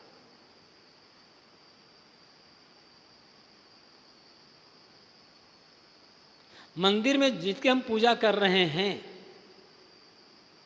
वो क्या है, जैसा वो है वैसा वहीं बन जाओ, कोई फर्क नहीं पड़ेगा। और घर में तो जो लोग हैं, जैसे घर के लोग हैं जानदार सजीव, वैसे जानदार सजीव बन जाओ, समस्या कहाँ आएगी। लेकिन ऐसा कहाँ होता है। जहां सजीव बनना चाहिए वहां निर्जीव बन जाते हैं, अकड़े रह जाते हैं। और जहां हम निर्जीव बनकर भी रहे तो भी काम चलेगा, वहां सजीव बन जाते हैं। क्योंकि वहां अहंकार का बोलबा, जहां प्रेम होना चाहिए वहां प्रेम नहीं कर पाते, और जहां प्रेम की आवश्यकता नहीं है वहां इतने बड़े प्रेमी बन जाते हैं कि कहना क्या है। इसलिए साहब कहते हैं, चाखा चाहे प्रेम रस राखा चाहे मान, एक म्यान में दो खड़क देखा सुना न कान। तुम प्रेम रस का पान करना चाहते हो और मान रखना भी चाहते हो।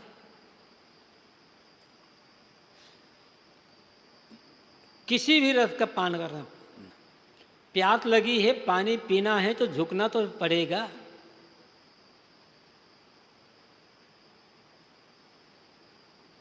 हमें प्यास लगी है, प्यास से परेशान हो रहे हैं। हमने किसी से कहा भैया मुझे पानी पिला दो। हम तो पद में, उम्र में, मर्यादा में, बुद्धि में, बल में, विद्या में, सब में वो छोटा है। और हम कहते क्या हैं, देखो मुझे प्यास लगी है, तुम मुझे पानी पिलाओ, लेकिन ध्यान रखना तुम मुझसे छोटे हो, तुम पानी पिलाना, तुम्हें झुक करके पानी पिलाना है तुमको, और मैं तो सीधे खड़ा रहूंगा। बुझेगी ना प्यास। हम जब सीधे खड़े हुए हैं, पिलाने वाला बेचारा झुका हुआ है, तो पानी डालता तो रह जाएगा, तो पानी मुख में चला जाएगा।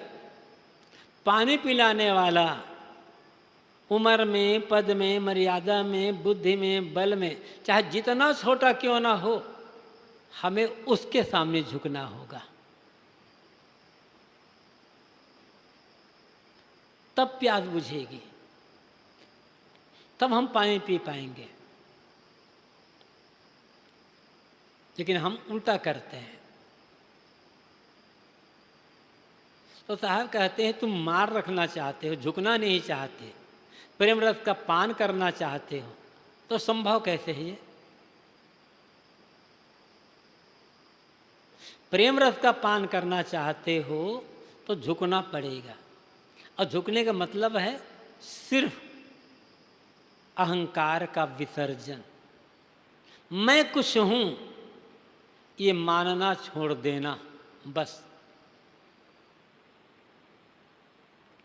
लेकिन मैं कुछ हूं ये मानना बहुत, ये जो मानना है, इस मानने को छोड़ना बहुत कठिन है।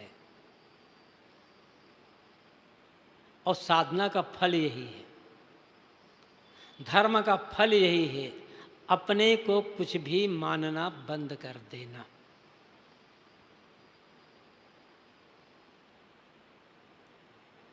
फिर प्रेम की जो भूख अंदर बनी है वो खत्म हो जाएगी। तो साहब यहाँ कहते हैं कि पोथी पढ़ जगमुआ पंडित भया न कोय, ढाई आखर प्रेम का पढ़े तो पंडित होए। ये प्रेम पढ़ने का अर्थ क्या है? कैसे जाने कि हमारे अंदर प्रेम है? वैसे तो हर आदमी कहता है मैं दूसरों को प्रेम करता हूँ, दूसरों को प्रेम देता हूँ, दूसरों से प्रेमपूर्ण व्यवहार करता हूँ, किंतु लोग मेरे प्रेम को समझते ही नहीं हैं और वो लोग मुझे प्रेम देते नहीं हैं। ये शिकायत किसके भीतर नहीं होगी? ये शिकायत तो हर व्यक्ति के भीतर है। हमारे भीतर प्रेम है, इसकी पहचान क्या है?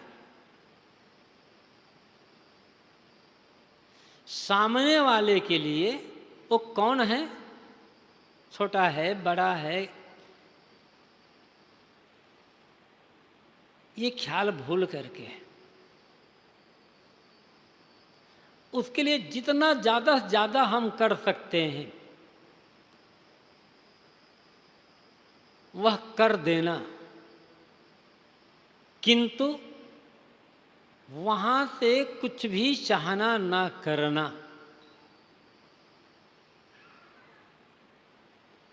तब समझना होगा कि हाँ, जीवन में प्रेम है।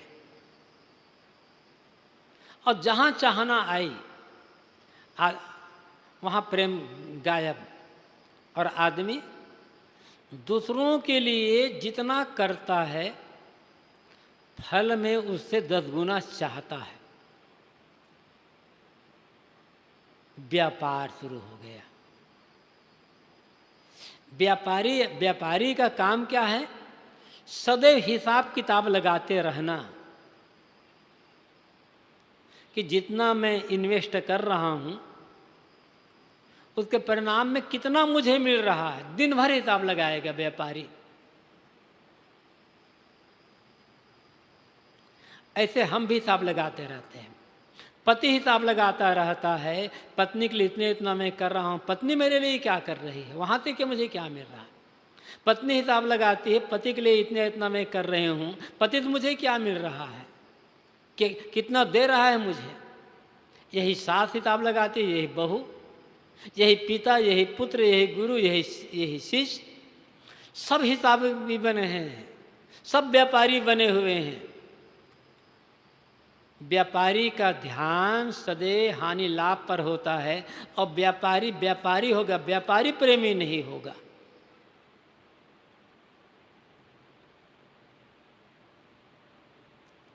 और जहाँ हर आदमी व्यापारी बना हुआ है, मुझे क्या मिल रहा है, मुझे क्या मिलना चाहिए, इस बात पर जहाँ ध्यान दिया जा रहा है वहाँ प्रेम कहाँ रहेगा।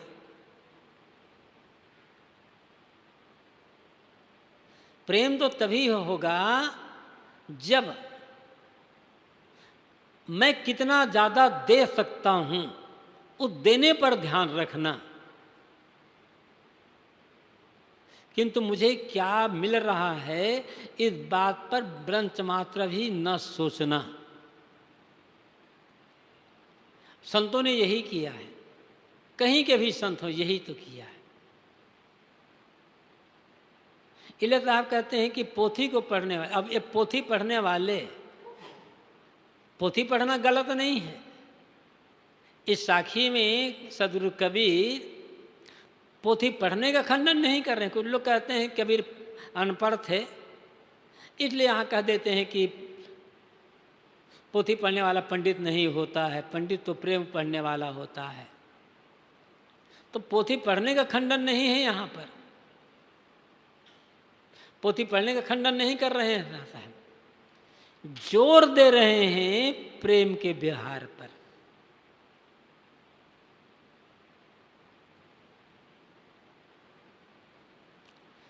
महत्व केंद्र में क्या है? प्रेम।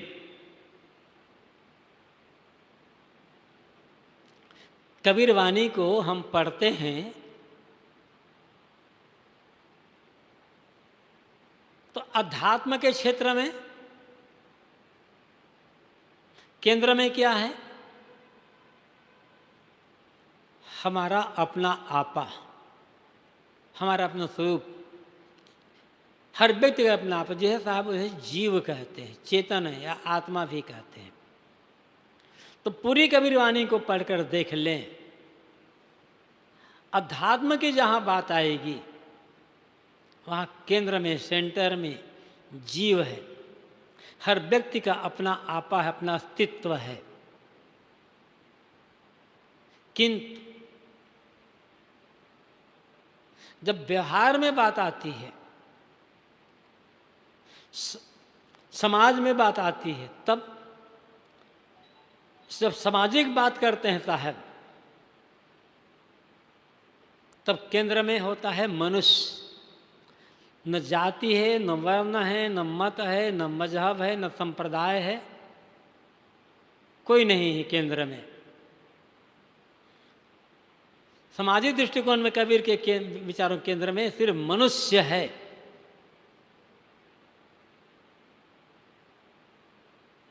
और साहब मनुष्य को ही प्रधानता देते हैं। किस जाति में पैदा हुआ, किस कुल में पैदा हुआ, क्या पढ़ा लिखा, इसको महत्व नहीं दे रहे साहब।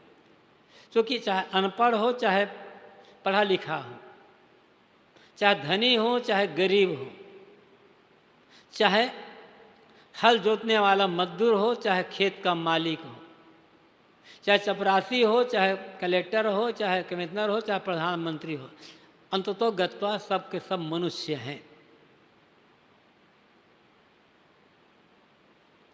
तो सामाजिक दृष्टिकोण में साहब एक केंद्र में मनुष्य है। धार्मिक दृष्टिकोण से देखें तो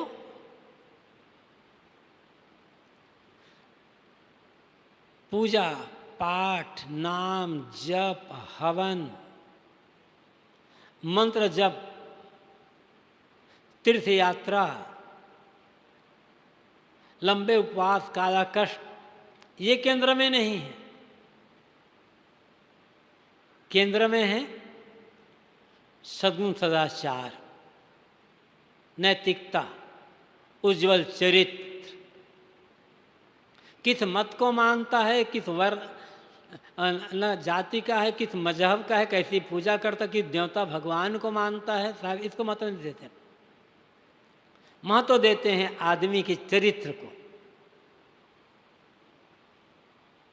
आदमी की नैतिकता और सदाचार को। और जब व्यवहार क्षेत्र में आते हैं तब केंद्र में है प्रेम। धन केंद्र में नहीं है, मकान केंद्र में नहीं है, और बाकी चीजें केंद्र में नहीं है।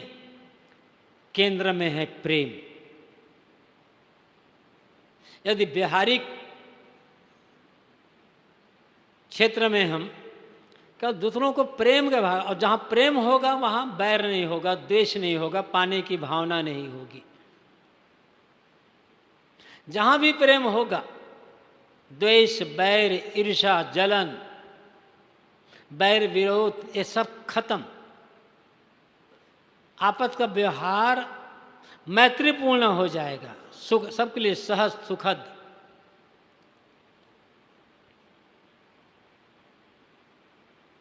तो आदमी जब व्यवहारिक क्षेत्र में प्रेम को महत्व देता है और सबसे प्रेमपूर्ण व्यवहार करता है, सामाजिक क्षेत्र में केवल मनुष्य को केंद्र में रखकर मनुष्य के साथ भाईचारे का व्यवहार, समता, एकता का व्यवहार करता है, जाति, वर्ण, मत, मजहब को छोड़ देता है। धर्म के केंद्र में पूजा पाठ पर जोर न दे करके नैतिकता, सदाचार पर जोर देता है। और अध्यात्म के क्षेत्र में अलग कहीं से मुझे मोक्ष मिलेगा, परमानंद मिलेगा, परमानंद का आधार कोई भगवान मिलेगा, इसको छोड़ करके अपने आप को समझने पर जोड़ देता है और मन को निर्मल बना करके अंतर्मुख कर लेता है, अपने में जोड़ लेता है। उस आदमी का हर क्षेत्र पवित्र हो जाता है। फिर वो किसी क्षेत्र में असफल नहीं होता। उल्टा हो गया है। आज व्यवहार के क्षेत्र में जमीन को, मकान को, दुकान को, रुपये पैसे को महत्व दिया जा रहा है। सामाजिक क्षेत्र में जाति और वर्ण को महत्व दिया, कुल को महत्व दिया जा रहा है, मजहब को महत्व दिया जा रहा है। धार्मिक क्षेत्र में खाली पूजा पाठ, जीवन कैसा है इससे कोई मतलब नहीं है। जो जितना ज़्यादा पूजा का दिखावा कर ले, जितना माला पहन ले, मंत्र जपता रहे, मान लेते बड़ा धार्मिक आदमी है, और धार्मिक क्षेत्र में पुकारता रहता है बाहर, हे भगवान कब मिलोगे, समझता है बड़ा भगवान का भक्त, बड़ा आध्यात्मिक आदमी है। सब जगह तो गड़बड़ी है। इसीलिए सब जगह विषमताएं हैं। और ऐसी विषम परिस्थिति में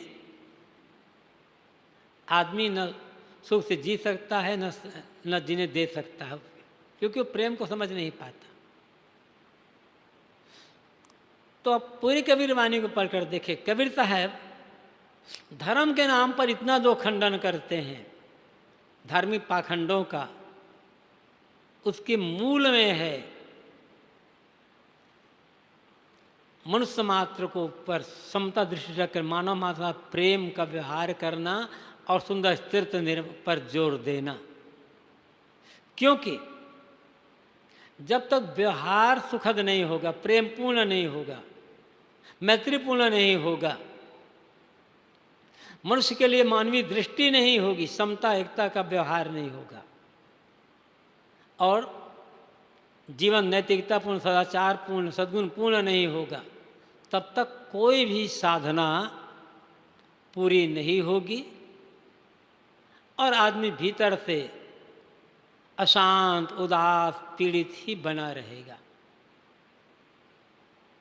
जो सच्चा प्रेमी हो जाएगा वो सच्चा आध्यात्मिक भी हो जाएगा, और जो सच्चा आध्यात्मिक हो जाएगा वो सच्चा प्रेमी हो जाएगा। ये दो चीज को लेकर करें तो आदमी स्वयं सुखी रहेगा और वो सुखी देगा, जीवन ही स्वर्ग मिल जाएगा, जीवन का घर परिवार सब कुछ स्वर्गमय बन जाएगा।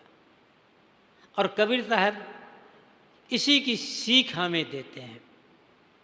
हम खाली ये तो कह देते हैं कबीर साहब ने ये खंडन किया, वो खंडन किया, देवी नहीं माना, देवता नहीं माना, ये नहीं माना, ये तो नहीं माना साहब ने, चलो, लेकिन क्या माना ना। आज की स्थिति यह है, सचमुच में कबीर साहब की वाणी को लोगों के बीच ले जाना चाहते हैं तो सबसे बड़ी आवश्यकता यह है कबीर साहब ने क्या क्या नहीं माना, इस बात पर जोर न दे करके इस बात पर जोर देना कि कबीर साहब ने क्या माना और कैसे माना।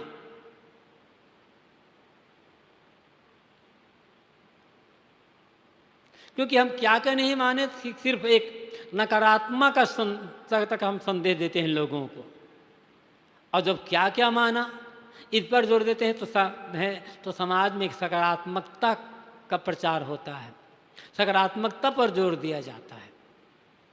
कबीर साहब ने देवता भी माना, भगवान भी माना, पूजा भी माना, लेकिन कैसे माना, क्या माना, किस रूप में माना। कबीर का देवता क्या है, कबीर का परमात्मा क्या है, कबीर की ईश्वर क्या है, कबीर की पूजा क्या है, इस बात पर जोर देने की आवश्यकता है। और तब कबीर के विचार लोगों को ग्राह्य हो पाएंगे। ये नहीं माना, वो नहीं माना तो फिर ग्राह्य नहीं हो पाएगा। अब यही किया गया। चाहे विश्वविद्यालय के विद्वान लोग हो, ये कहते कबीर ये नहीं मानते, वो नहीं मानते, वो नहीं मानते, बात तो ठीक। कबीरपंथी लोग भी कह देते हैं साहब कि ये नहीं मानते, वो नहीं मानते।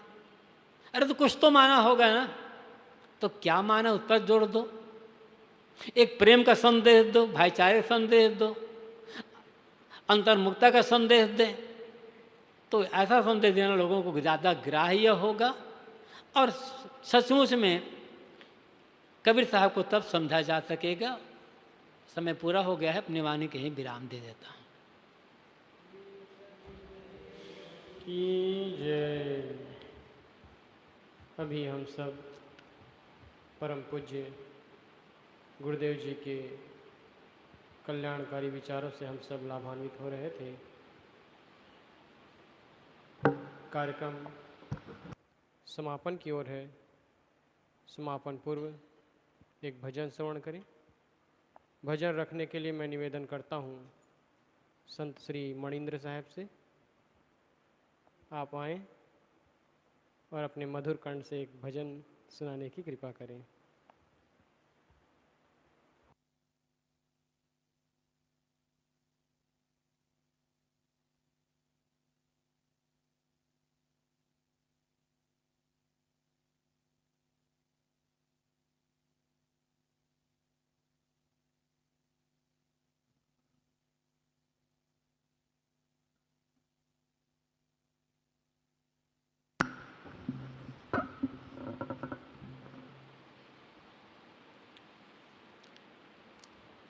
बोलिए सदगुरु कबीर साहेब की जय, संत समाज की जय, भक्त समाज की जय। परम पूज्य गुरुदेव जी, अर्चनीय वंदनीय संत समाज, सत्संग प्रेमी सज्जनों, श्रद्धा मूर्ति माता एवं बहनों, आप सबके समक्ष एक भजन प्रस्तुत है।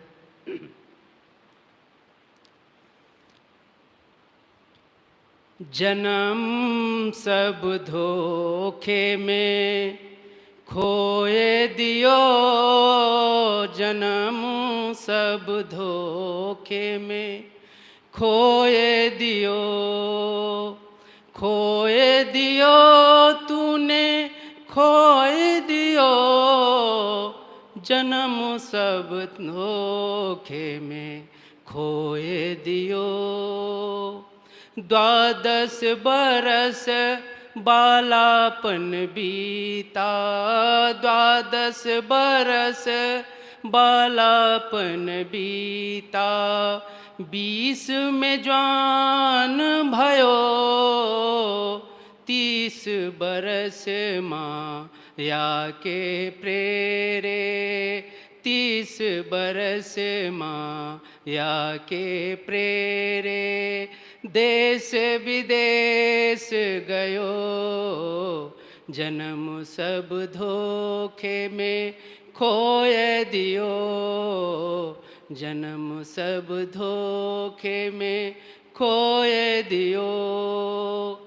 40 बरस अंत जब लागे, 40 बरस अंत जब लागे, बाढ़ो मोह नयो, बाढ़ो मोह नयो, धन अरु धाम पुत्र के कारण, धन अरु धाम पुत्र के कारण, निस दिन सोच भयो, जन्म सब धोखे में खोए दियो, जन्म सब धोखे में खोए दियो। बरस 50 कमर भई टेढ़ी, बरस 50 कमर भई टेढ़ी, सोचत खाट पड़ो, सोचत खाट पड़ो, लड़का बौहर बोली बोले, लड़का बौहर बोली बोले, बुढ़ऊ मरी न गयो, जन्म सब धोखे में खोए दियो, जन्म सब धोखे में खोए दियो। बरस 60-70 के भीतर, बरस 60-70 के भीतर, केस सफेद भयो, केस सफेद भयो, कफ पित बात सब घेर लियो है, कफ पित बात सब घेर लियो है। नैनन नीर बहो जन्म सब धोखे में खोए दियो, जन्म सब धोखे में खोए दियो। ना गुरु भक्ति न साधु की सेवा, ना गुरु भक्ति न साधु की सेवा। नहीं शुभ कर्म कियो, नहीं शुभ कर्म कियो, कहीं कबीर सुनो भाई साधो, कहीं कबीर सुनो भाई साधो। चोला छूटी गयो जन्म सब धोखे में खोए दियो, जन्म सब धोखे में खोए दियो। बोलिए सद्गुरुदेव की जय। साहिब आज का यह शनिवारी सत्संग और कबीर जयंती की पूर्व संध्या का यह सत्संग समारोह यहीं पर समाप्त होता है। कल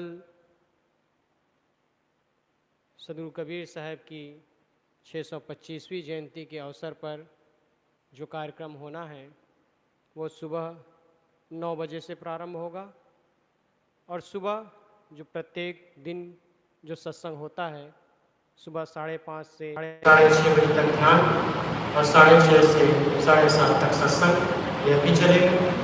वहाँ जो रविवार को जो सत्संग कार्यक्रम होता है वो कल नहीं हो पाएगा।